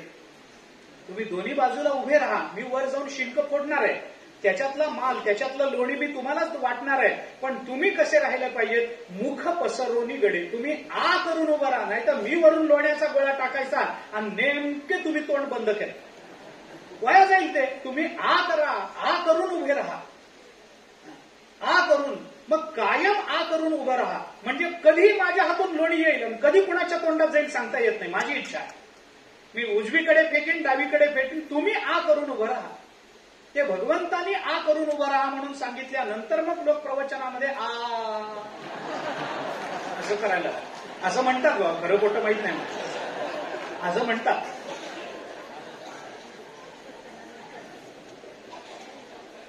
कारण कधी कृपा होऊ शकते? भगवंतानी सांगितलंय, मुख पसरून उभे राहा. तत्पर राहिलं पाहिजे. भक्ती ही कृपा साध्य आहे. काय केलं म्हणजे भक्ती करता येईल? काही सांगता येत नाही. ज्ञान प्राप्त झालं म्हणजे भक्ती होईल, काही सांगता येत नाही. कर्म केलं म्हणजे भक्ती होईल, काही सांगता येत नाही. भक्ती ही सगळ्यापेक्षा वेगळी, सगळ्याच्या पुढे आहे. हा, भक्ती केल्यानंतर ज्ञान येईल हे सांगता येईल. कारण कृपा झाली म्हणलं की ज्ञान येईलच ना. भगवान वाटेल ते देतील, मोक्षही देतील, मग अजून काय ज्ञान व्हायचं राहिलं? भगवंताची कृपाच जर व्हायची आहे तर ती कधी होईल, कशी होईल, कुणावर होईल, काही सांगता येत नाही. भल्यांवर झाली नाही. आणि भागवत जर बघितलं तर गोपाळांना काय कळत होतं? एकादश स्कंद बघा तुम्ही. उद्धवाला मी गोपाळांवर कृपा का केली, गोपाळांवर माझं प्रेम कसं आहे, हे जे भगवंतांनी सांगितलं ना एकादश स्कंदामध्ये, त्याच्यामध्ये गोपाळ कोण आहेत? ते काही शिकलेले आहेत, ते फार मोठी डिग्री घेऊन आलेले आहेत भगवंताजवळ. अरे काय कळतं त्यांना? आखूड धोतर, शेणकाडी करणारी पोर, गवळीयाची ताकपिरे कोण पोरे सांगली म्हणतात तुकाराम महाराज. काय कळत होतं त्यांना? काय कळत होतं? काही वेदाचे शब्द कळत होते, वेदाचा अर्थ कळत होता. काय कळत होतं त्यांना? त्यांना गायी कशा वळाव्यात, धार कशी काढावी, दूध दही कसं विकावं, अमुक कसं करावं, खेळावं कसं, बैलामध्ये भांडण लागलं तर ते सोडवावं कसं, गायींना पाणी कसं दाखवावं, अमुक, हे त्यांना माहिती होतं. हाक कशी मारावी गायीला, त्याचं एक शास्त्र आहे, ते त्यांना कळत होतं. पण भगवंतानी कृपा करावी असं काय होतं? काहीच नव्हतं, काहीच नव्हतं. मग तरी भगवंतानी कृपा केली ना. कोणती डिग्री घेऊन आली सांगा ना? या गोपिकांच्या जवळ कोणत्या विद्यापीठाच्या पदव्या होत्या? काही नव्हतं, काही नव्हतं. पण तरी सुद्धा भगवंताने त्यांच्यावर कृपा केली. काय बघून केलं? काही नाही, त्यांचं शुद्ध अंतःकरण बघून केलं, भगवंताचं लागलेलं वेळ बघून केली. त्याच्याकरता भगवंतानी बाकी काही बघितलं नाही. भगवान कृपा करतात, पण ती कुणावर करतील, कधी करतील, कशी करतील, काही सांगता येत नाही. मग आमच्यावर कृपा नाहीच का? अहो, आता एवढी 2 वर्ष अशी वेडी वाकडी जाऊन सुद्धा यावर्षी आपण प्रवचनाला या खुर्चीत 2-2 तास बसू शकतो. ही कृपा नाहीये का? आमच्यावरही आहेच आहे, आम्हाला कळत नाहीये ही आमची अडचण. कृपा आहेच आहे, कोणत्या रूपाने होईल सांगता येत. म्हणून दोन्ही प्रकार आहेत. ह्याचा विस्तार खूप होईल, मला भीती तीच आहे. अर्जुनावर कृपा केली की नाही? केली. सुग्रीवावर केली की नाही? केली. प्रल्हादावर केली की नाही? केली. अशी उदाहरणं खूप आहेत. मारुतीरायांवर केली की नाही? केली. सुदामदेवावर केली की नाही? केली. स्पष्ट समोर उभं राहून, त्यांना स्पर्श करून, त्यांना हात लावून त्यांच्यावर कृपा झाली आहे. त्यांच्याशी संवाद साधून त्यांच्यावर कृपा झाली आहे. महाभारताने चिंतन करताना म्हटलंय, मी मागे बोललो असेल, कदाचित पुनरुक्ती झाली तर क्षमा करा, पण महाभारताने असं म्हटलंय की भक्तांना सांभाळणारा परमात्मा भक्तांना जेव्हा सांभाळतो तेव्हा तुकाराम महाराज म्हणतात तसं मागे पुढे उभा आहे सांभाळीत, आलिया आघात निवारावे असं म्हटलंय. मागे पुढे उभा राहून तो सांभाळतो. सुग्रीवाच्या मागे उभा राहा, अर्जुनाच्या पुढे बाईकू पाठीशी घातला, आपण पुढा राहिला. पुढे उभं राहून अर्जुनाला सांभाळ. भीष्माचार्यांचे बाण यायला लागले तेव्हा अर्जुनाला ते आवरता येईना. मग ते बाण आले की मग कधी कसं, मग एखाद्या वेळेला आपला सगळा भार रथावर घालायचा आणि रथ असा खाली करायचा, ते बाण वर निघून जाईल. भगवंतांनी कृपा केली आहे, पुष्कळ कृपा झाली अर्जुनावर. सगळ्यांवर अशीच कृपा होते का? अशी होत नाही. मग बाकीच्यांवर कशी होते? त्याला महाभारताने चिंतन करताना म्हटलंय, न देवा दंडमादाय रक्षंती पशुपालवत यंतु रक्षितुम इच्छन्ति बुद्ध्या संविभजन्ति तम. हे महाभारताचं वचन आहे. महाभारत म्हणतं सगळ्यांनाच भगवान हातामध्ये तलवार, काठी, गदा घेऊन, सर्व धनुष्यबाण घेऊन सगळ्यांना सांभाळत नाही, ते भक्तांना सांभाळत. मग आपल्याला कसा सांभाळतो? आपल्याला सांभाळण्याकरता भगवान समोर येत नाही. मग जे संकट आपल्या जीवनामध्ये निर्माण झालेलं असतं त्या संकटातून बाहेर पडण्याची बुद्धी परमात्मा देतो ना आम्हाला सांभाळत असतो. ही कृपाच आहे ना भगवंताची. त्या प्रसंगामध्ये आम्हाला बाहेर पडण्याची बुद्धी झाली ना. माणूस म्हणतो बरं झालं मी अर्धा तास आधी निघून आलो म्हणून, नाही तर फार अवघड झालं असतं. हे तुझं बरं झालं नाही, त्याची इच्छा होती तुला सांभाळायची म्हणून अर्धा तास आधी निघायची बुद्धी झाली. असं होतं. मी उदाहरण देत असतो. गावाला काही तीर्थयात्रेला वगैरे घरातले लोक निघतात ना, तर ते गाडी करतात. सगळं कुटुंब गाडीत जाऊन बसतं. ती मायमाऊली असते, तिला मात्र वेळ लागतो. तिला सगळंच बघायचं असतं. हे दार लावलं का, ती खिडकी लावली का, इकडून मांजर येणार नाही ना, दूध आत टाकलं ना, दहीचं विरजण लावलेलं आहे ना, कुठली बटणं चालू राहिलेली नाहीयेत ना, गॅस अमुक आहे ना, ते तमुक आहे ना, हे बंद केलं ना, ते बंद केलं ना, दरवाजाला कुलप लावली ना, हे सगळं तिला गाडीत बसले. लवकर चल आई, लवकर चल, लवकर चल, तुझ्यामुळे उशीर होतो. मग ती ते सगळं बंद करते. मग तो लाकडाचा दरवाजा लावते, त्याला कुलूप लावते. त्याच्यासमोर ग्रिलचा दरवाजा असतो, तो लावते, त्याला वेगळं कुलूप लावते. तिथून खाली उतरल्यानंतर एक लोखंडाचा दरवाजा असतो, तो लावते, त्याला एक स्वतंत्र कुलूप लावते. आणि ते सगळं करून बाहेर जाता जाता फाटक लावते, त्याला एक कुलूप लावते आणि मग गाडी घेऊन बसते. तिला काळजी आहे. आणि मग गाडीत बसल्यावर मुलं म्हणतात निघायचं आता, निघायचं का? मग हो निघायचं. निघायचं म्हटलं की चला निघूया म्हणून पुढलं निघावर म्हणतात. तर आई म्हणते थांबा थांबा थांबा, मला थोडं वर जाऊन बघू द्या आता परत. मग ती मुलं सगळी चिडतात. मग ती आता माझा क्रम लक्षात नाहीये कोणत्या कोणत्या दरवाजाचा, पण तुम्ही लक्षात घ्या. तो ते पहिलं कुलूप उघडते, मग आत जाते, दुसरं उघडते, तिसरं उघडते, चौथं उघडते. आत जाऊन बघते तर तिच्या लक्षात येतं गॅसचं बटन चालू राहिलं. आणि मग ते बंद करते. मग ती पुन्हा येऊन ते सगळी कुलप पुन्हा त्याच क्रमानं लावत पुन्हा गाडीत. मग मुलं तुझ्यामुळे उशीर होतो, नेहमीच आहे तुझा, लवकर निघतच नाही, तुला संसारच सुटत नाही, जणू यांना फार लवकर सुटला, तुझं असंच आहे तसंच आहे. मग ती म्हणते अरे मला सुचलं म्हणून बरं झालं, गॅसचं बटन चालू होतं. मी त्या माऊलीला एवढंच सांगू इच्छितो महाभारताच्या आधाराने, तुला सुचलं नाही, तुझ्या घराचा विध्वंस होऊ नये ही भगवंताची इच्छा होती म्हणून तुला बुद्धी झाली. यंतु रक्षितुम इच्छन्ति बुद्ध्या संविभजन्ति तम. पण त्या कृपेची जाणीव होणं महत्वाचं आहे. आम्हाला सामान्य मिळतं, पण ती भगवंताची कृपा आहे याची जाणीव होत नाही आम्हाला. विस्तार करायचा नाहीये मला बोलायचंय एवढं की ही भगवत कृपा एकदा झाली की मग ती कृपा कोणत्या रूपात होते? ती ज्ञानाच्या रूपात होऊ शकेल, ती नामाच्या रूपात होऊ शकेल, ती कर्माच्या रूपात होऊ शकेल, ती समाधीच्या रूपात होऊ शकेल. मग कृपेनंच जर भक्ती प्राप्त होणार आहे आणि भक्तीचा परिणाम जर हा सगळा होणार आहे, तर भक्तामधला राजा ज्ञानी होईल याच्यात नवल काय? याच्यात नवल वाटायचं काय कारण आहे? तो भक्त आहे म्हणल्यानंतर तो ज्ञानी होईलच, कारण भगवान शेवटी भक्ती देतात, बाकीचं सगळं आधी देऊन घेतात. भगवंताकडे जाऊन काही याचना करणाऱ्यांना भगवान पहिल्यांदा सांगतात, ठीक आहे, कर्मानं संतुष्ट होतोय का बघू, एवढं बघ, पण नको कर्म नको. मग ठीक आहे, समाधीनं संतुष्ट होत असेल तर समाधी द्या. जो तिथे अडकतो तो तिथेच राहतो. जो पुढे जाऊन म्हणतो नाही मला नुसत्या समाधीनं समाधान नाही, त्याच्यापेक्षा जास्त पाहिजे, मग भगवान म्हणतात मग थोडं ब्रह्मज्ञान घे. ब्रह्मज्ञान गेल्यानंतर कोणी त्यातच समाधान मानतात, चला ब्रह्मरूप झालो. भगवान म्हणतात वा बाजूला. एखादाच कोणीतरी म्हणतो मला ब्रह्मज्ञानातही समाधान वाटत नाही, पुढचं काहीतरी द्या. मग भगवान त्याला भक्ती देतात. मग भक्तीचा क्रम जर शेवटी असेल तर जो भक्तामधला राजा असेल तो ज्ञानी होईलच की नाही? तो योगी होईलच की नाही? तो कर्मनिष्ठ होईलच ना? म्हणून ज्ञानोबराय म्हणतात म्हणून भक्ता माझी राहो, ज्ञानी आहे तोच. ज्ञानी तोच आहे, त्याला वेगळं चिंतन ज्ञानाचं करू नका. कारण तुम्ही जे भगवान काय बोलले, बहुनाम जन्मनाम अंते ज्ञानवान. तुम्ही ज्ञानवान असं म्हणालात, पण माम प्रपद्यते हे पुढे म्हणालात ना.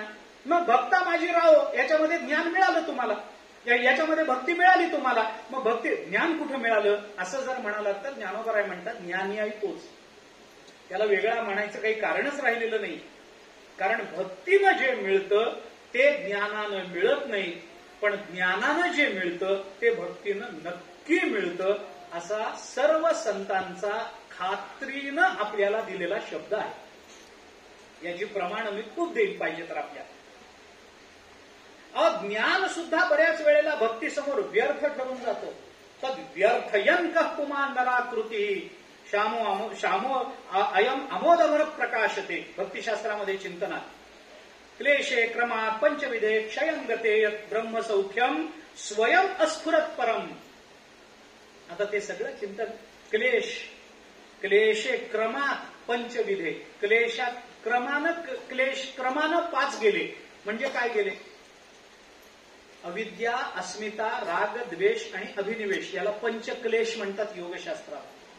क्लेशे क्रमात पंचविधे गतम, हे क्रमानं गेले. अविद्या, अस्मिता, राग, द्वेष, अभिनिवेश हे पंचक्लेश आहे. हे जाताना काय होतं? पहिल्यांदा अभिनिवेश जातो, त्याच्यानंतर रागद्वेष जातात, त्यानंतर अस्मिता जाते आणि त्यानंतर अविद्या जाते. हे क्रमानं गेले. अविद्या गेली की काय होतं? ब्रह्मज्ञान प्राप्त होतं. मग क्लेशे क्रमात पंचविधे क्षयं गते यत्, त्याच्यामुळे काय होतं? ब्रह्मसौख्यम स्वयं अस्फुरत परम. ते अविद्याच गेली, त्यामुळे मला ब्रह्मसौख्य, ब्रह्मस्वरूपता प्राप्त झाली. मग असा ब्रह्मज्ञानी, ज्याला ब्रह्मस्वरूपता प्राप्त झाली, असा एक ब्रह्मज्ञानी असा हिंडत वृंदावनामध्ये गेला.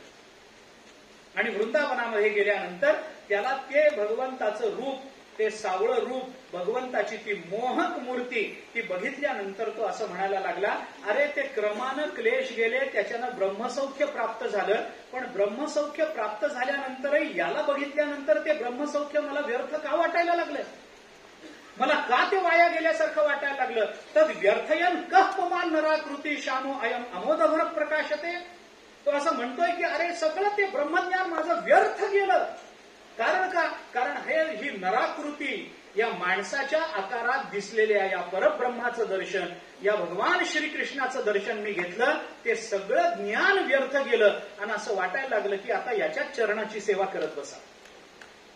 त्या ज्ञानाला सुद्धा व्यर्थ ठरवणारी जर भक्ती असेल तर भक्ती म्हणून ते भागवतामध्ये सुद्धा तुम्ही पहा, महात्म्यामध्ये ते नारदांचा भक्तीचा संवाद आहे. ती भक्ती बसलेली आहे, नारद तिथून चाललेले आणि ती भक्ती अशी बसून ती नारदांना आमंत्रण देऊन बोलावते आणि तुम्ही माझ्याकडे या, माझं दुःख दूर करा. त्यावेळेला नारद विचारतात, कोण आहेस बाई तू? ती म्हणते मी भक्ती आहे. आणि हे कोण आहेत 2 इथं निश्चित पडलेले पुरुष? ती म्हणते ही माझी मुलं आहेत. कोण आहेत ही मुलं? याच्यातलं एक आहे ज्ञान आणि दुसरं आहे वैराग्य. मग ही मुलं तर म्हातारी दिसतात आणि तू तर तरुण दिसतेस. तरुण मुलीच्या पोटी म्हातारी मुलं जन्माला आली असं कसं होईल? ती म्हणाली मी सुद्धा तरुण आहे, हे सुद्धा तरुण आहेत, पण या ज्ञान माझं रूपही असं झालंय. ते सगळं भागवत मला सांगायचं नाही, पण तिथं त्या भक्तीनं असं सांगितलंय की माझ्या पोटी ज्ञान आणि वैराग्य जन्माला. आणि याच अनुषंगानं एकनाथ महाराजांचा अभंग आहे, भक्तीच्या पोटी उपजले ज्ञान, भक्तीने ज्ञानासी दिधले महिमा. भक्तीच्या पोटी ज्ञान आहे. मग भक्तीच्या पोटी जर ज्ञान येत असेल तर भक्ती जास्त महत्वाची मानली जाते. म्हणून मुक्त वेगळा असतो आणि भक्त वेगळा असतो. म्हणून मुक्त वेगळा आहे आणि हा भक्ता माझी रावो हा संत वेगळा आहे. सगळे संत मुक्त असतात, पण सगळे मुक्त संत होऊ शकत नाही. लक्षात घ्या, आपले सगळे संत जीवन मुक्त आहेत, पण जीवन मुक्त असणारा ज्ञानोबाराय होऊ शकणार नाही, तुकोबाराय होऊ शकणार नाही. त्याची ताकदच नाही. फरक आहे दोन्हीमध्ये. मी साधा फरक सांगत असतो, अनेक वेळेला सांगतो. मला आवडतो हा फरक सांगायला.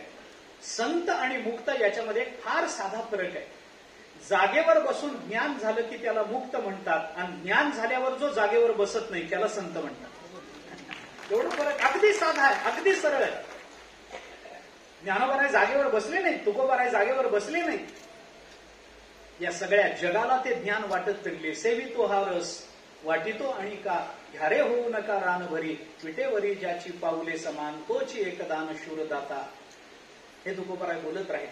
याकरता म्हणून हे ज्ञान आहे ही गोष्ट खरी आहे, पण तो भक्ता माझी रावो आणि ज्ञानी या तोची, आणि तोच ज्ञानी आहे असं सांगितलं गेलं.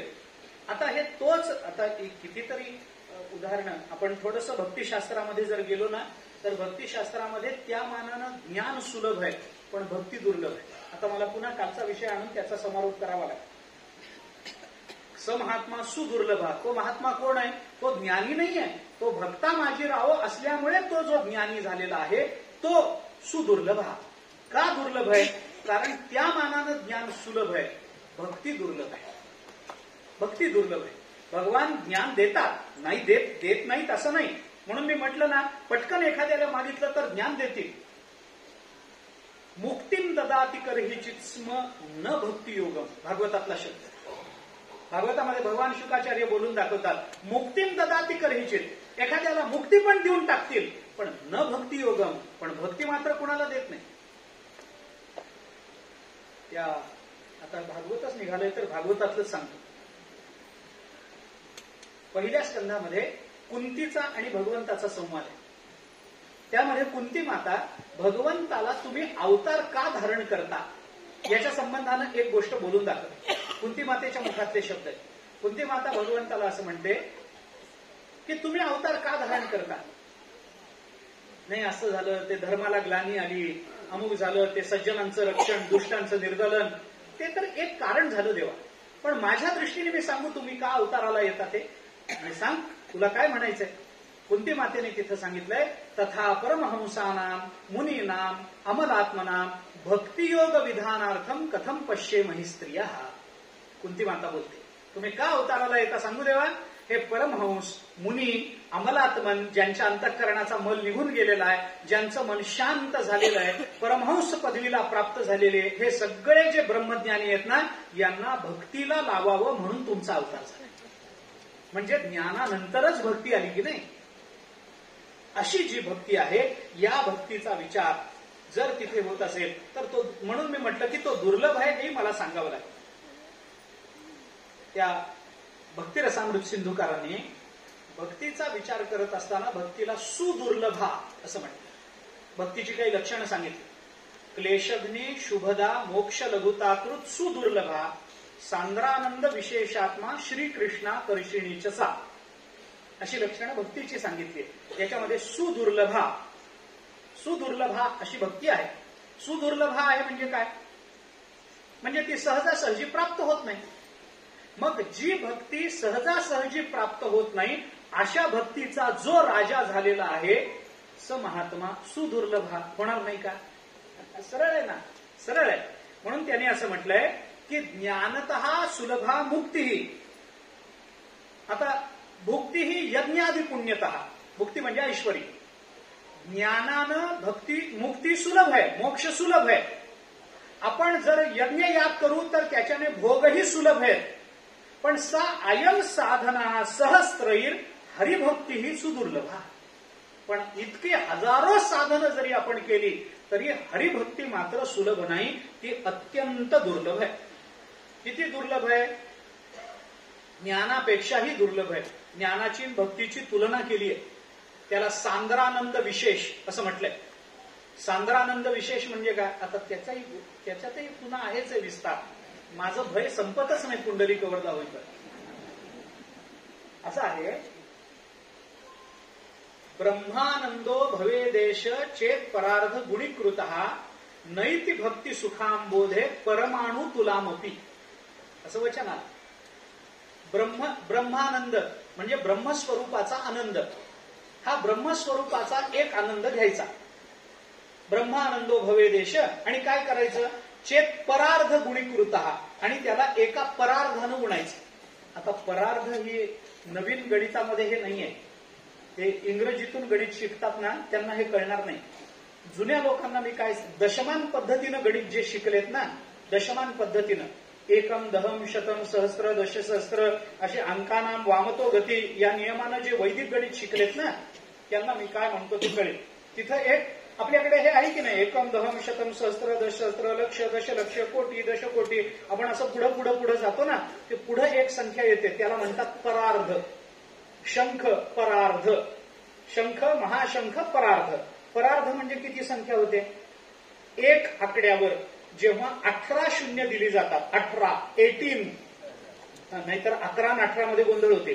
18 एक आकडा काढून त्याच्यावर जेव्हा 18 शून्य दिली जातात तेव्हा त्या संख्येला एक परार्ध असं म्हणतात. ब्रह्मानंद घ्यायचा आणि त्या ब्रह्मानंदाला इतक्या संख्येने गुणायचं.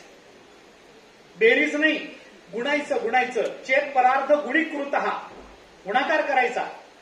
एका ब्रह्मानंदाला एका परार्धानं गुणायचं. एवढं गुणल्यानंतर जे ब्रह्मानंद ज्या मोठ्या रूपानं आपल्याला प्राप्त होईल, ब्रह्मानंद गुणिले एक परार्ध, ते काय जेवढं होईल तेवढं होईल. मला आता तेवढा विचार माझ्या डोक्यात येत नाही. एक ब्रह्मानंद गुणिले परार्ध, जेवढं उत्तर येईल ते उत्तर नैति भक्ती सुखांबोधे परमाणु तुलामपी. तेवढा सगळा ब्रह्मानंद भक्तीच्या आनंदापुढे परमाणू एवढा सुद्धा नसतो. काय भक्तीचा आनंद असेल विचार करा. मग असा भक्त जो आहे त्याला अशी भक्ती जर दुर्लभ असेल तर अशी भक्ती करणारा तो महात्मा स महात्मा सुदुर्लभ. दुर्लभ का म्हणलं? कारण तो महात्मा भक्ता माझी असेल तर भक्ती दुर्लभ आहे. जी भक्ती ज्ञानालाही सुलभ बनवते ती भक्ती किती दुर्लभ असेल. जी भक्ती निर्गुणाला सुद्धा सगुण व्हायला भाग पाडते ती भक्ती किती दुर्लभ असेल. जी भक्ती सगुणाला सुद्धा आपल्या मनाप्रमाणे अवतार घ्यायला लावते ती भक्ती किती दुर्लभ असेल. जी भक्ती सगुणाला अवतार घ्यायला लावल्यानंतर आपल्या घरामध्ये त्या परब्रह्माला काम करायला भाग पाडते ती भक्ती किती दुर्लभ असेल याचा विचार करा. नाथ महाराजांच्या घरी काम करत होते परमात्मा. ज्ञानोबरांची भिंत अंगाने ओढलेली आहे. कितीतरी उदाहरणं संतांच्या घरातली आपल्याला दिसून येतात. त्याच्यात त्यांना धन्यता वाटते, त्याच्यात त्यांना जीवनाची कृतकृत्यता वाटते. बाळणपण करायला भगवंतानी जावं चोखोबरांच्या घरी. मला भगवंताची कृपाशीलता सांगायची नाही, मला चोखोबरांचा अधिकार काय असेल हे सांगा. भगवान तर जातीलच, नवल नाही, पण चोखोबरांचा अधिकार काय असेल की त्यांच्या घरचं बाळणपण करायला भगवान पंढरीनाथ आणि रुक्मिणी माता स्वतःहून जातात, आमंत्रणावरून नाही. काय ताकद असेल त्या भक्ताची. असा जो महात्मा तो अत्यंत दुर्लभ आहे असं ज्ञानेश्वर महाराज म्हणतात, भगवान म्हणतात. त्याचा विचार आपण केला पाहिजे. ती भक्ती दुर्लभ जरी असली तरी सुद्धा ती साध्य भक्ती दुर्लभ आहे. साधन भक्ती मात्र सुलभ आहे. काय करावं लागतं? काही नाही, नुसतं राम म्हणावं लागतं एवढंच आहे. नुसतं भगवंताचं नामस्मरण करावं लागतं, पण तेच मोठं अवघड आहे. बाकी सगळं सोपं आहे. भगवंताने म्हटलंय 9व्या अध्यायात, ज्ञानेश्वरी काढा आपण, जयाचे वाचे पुढा भोजे नाम नाचता असे माझे जन्म सहस्त्र ओळखीचे एक वेळ यावया. भगवंताचे शब्द आहेत. माझं नाव मुखाला यायला हजारो जन्माचं पुण्य एकत्रित करावं लागतं. तेव्हा आलं तर माझं नाव तोंडाला येईल, नाहीतर येईलच याची शाश्वती नाही. राम म्हणता आलं नाही हो कुणाला, मरा म्हणावं लागलं. वालाकोळी काय काय असेल मला सांगा ना. राम आणि मरा याच्यामध्ये काय फरक आहे मला सांगा. शब्दाचा उच्चारच जर डोळ्यासमोर ठेवायचा असेल तर मरा म्हणणाऱ्यांना रा म्हणता येतं, पण राम म्हणणाऱ्यांना रा म्हणता येत नाही. काय तर्क आहे काय? कुणाच्या बुद्धीला पटेल? आपण तर शिकलेली माणसं आहोत.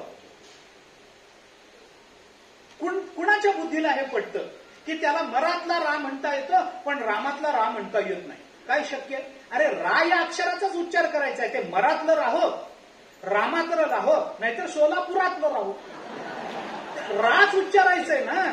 मग कशातलं उच्चारलं तरी काय फरक पडतो? त्याला मरातला म म्हणता येतो पण रामातला म म्हणता येत नाही. पटतं तुमच्या बुद्धीला? रा अक्षराचा उच्चार करायचा आहे ना. मग मरा काय राम काय? अक्षरांचा व्यत्यास जर सोडला तर काय फरक आहे दोन शब्दामध्ये मला सांगा. अक्षराची उलटा पालट जर सोडली, राम म रा, काय फरक आहे? नाही, पण त्यांना रामातला रा म्हणता नाही आला, त्यांना मरातला रा म्हणता आला. काय कुणाच्या बुद्धीला पडत? हे असं नाही आहे. मी काही वेगळं रामायण सांगत नाही, तुम्ही असे बघू नका माझ्याकडे. मला फक्त त्याची संगती सांगायची. असं आहे, मरातला रा म्हणता येतो पण रामातला रा म्हणता येत नाही. मरातला म म्हणता येतो पण रामातला म म्हणता येत नाही. त्याचं कारण इतकंच आहे, हे खरंच आहे, हे असं झालं हे खरंच आहे, हा इतिहासच आहे.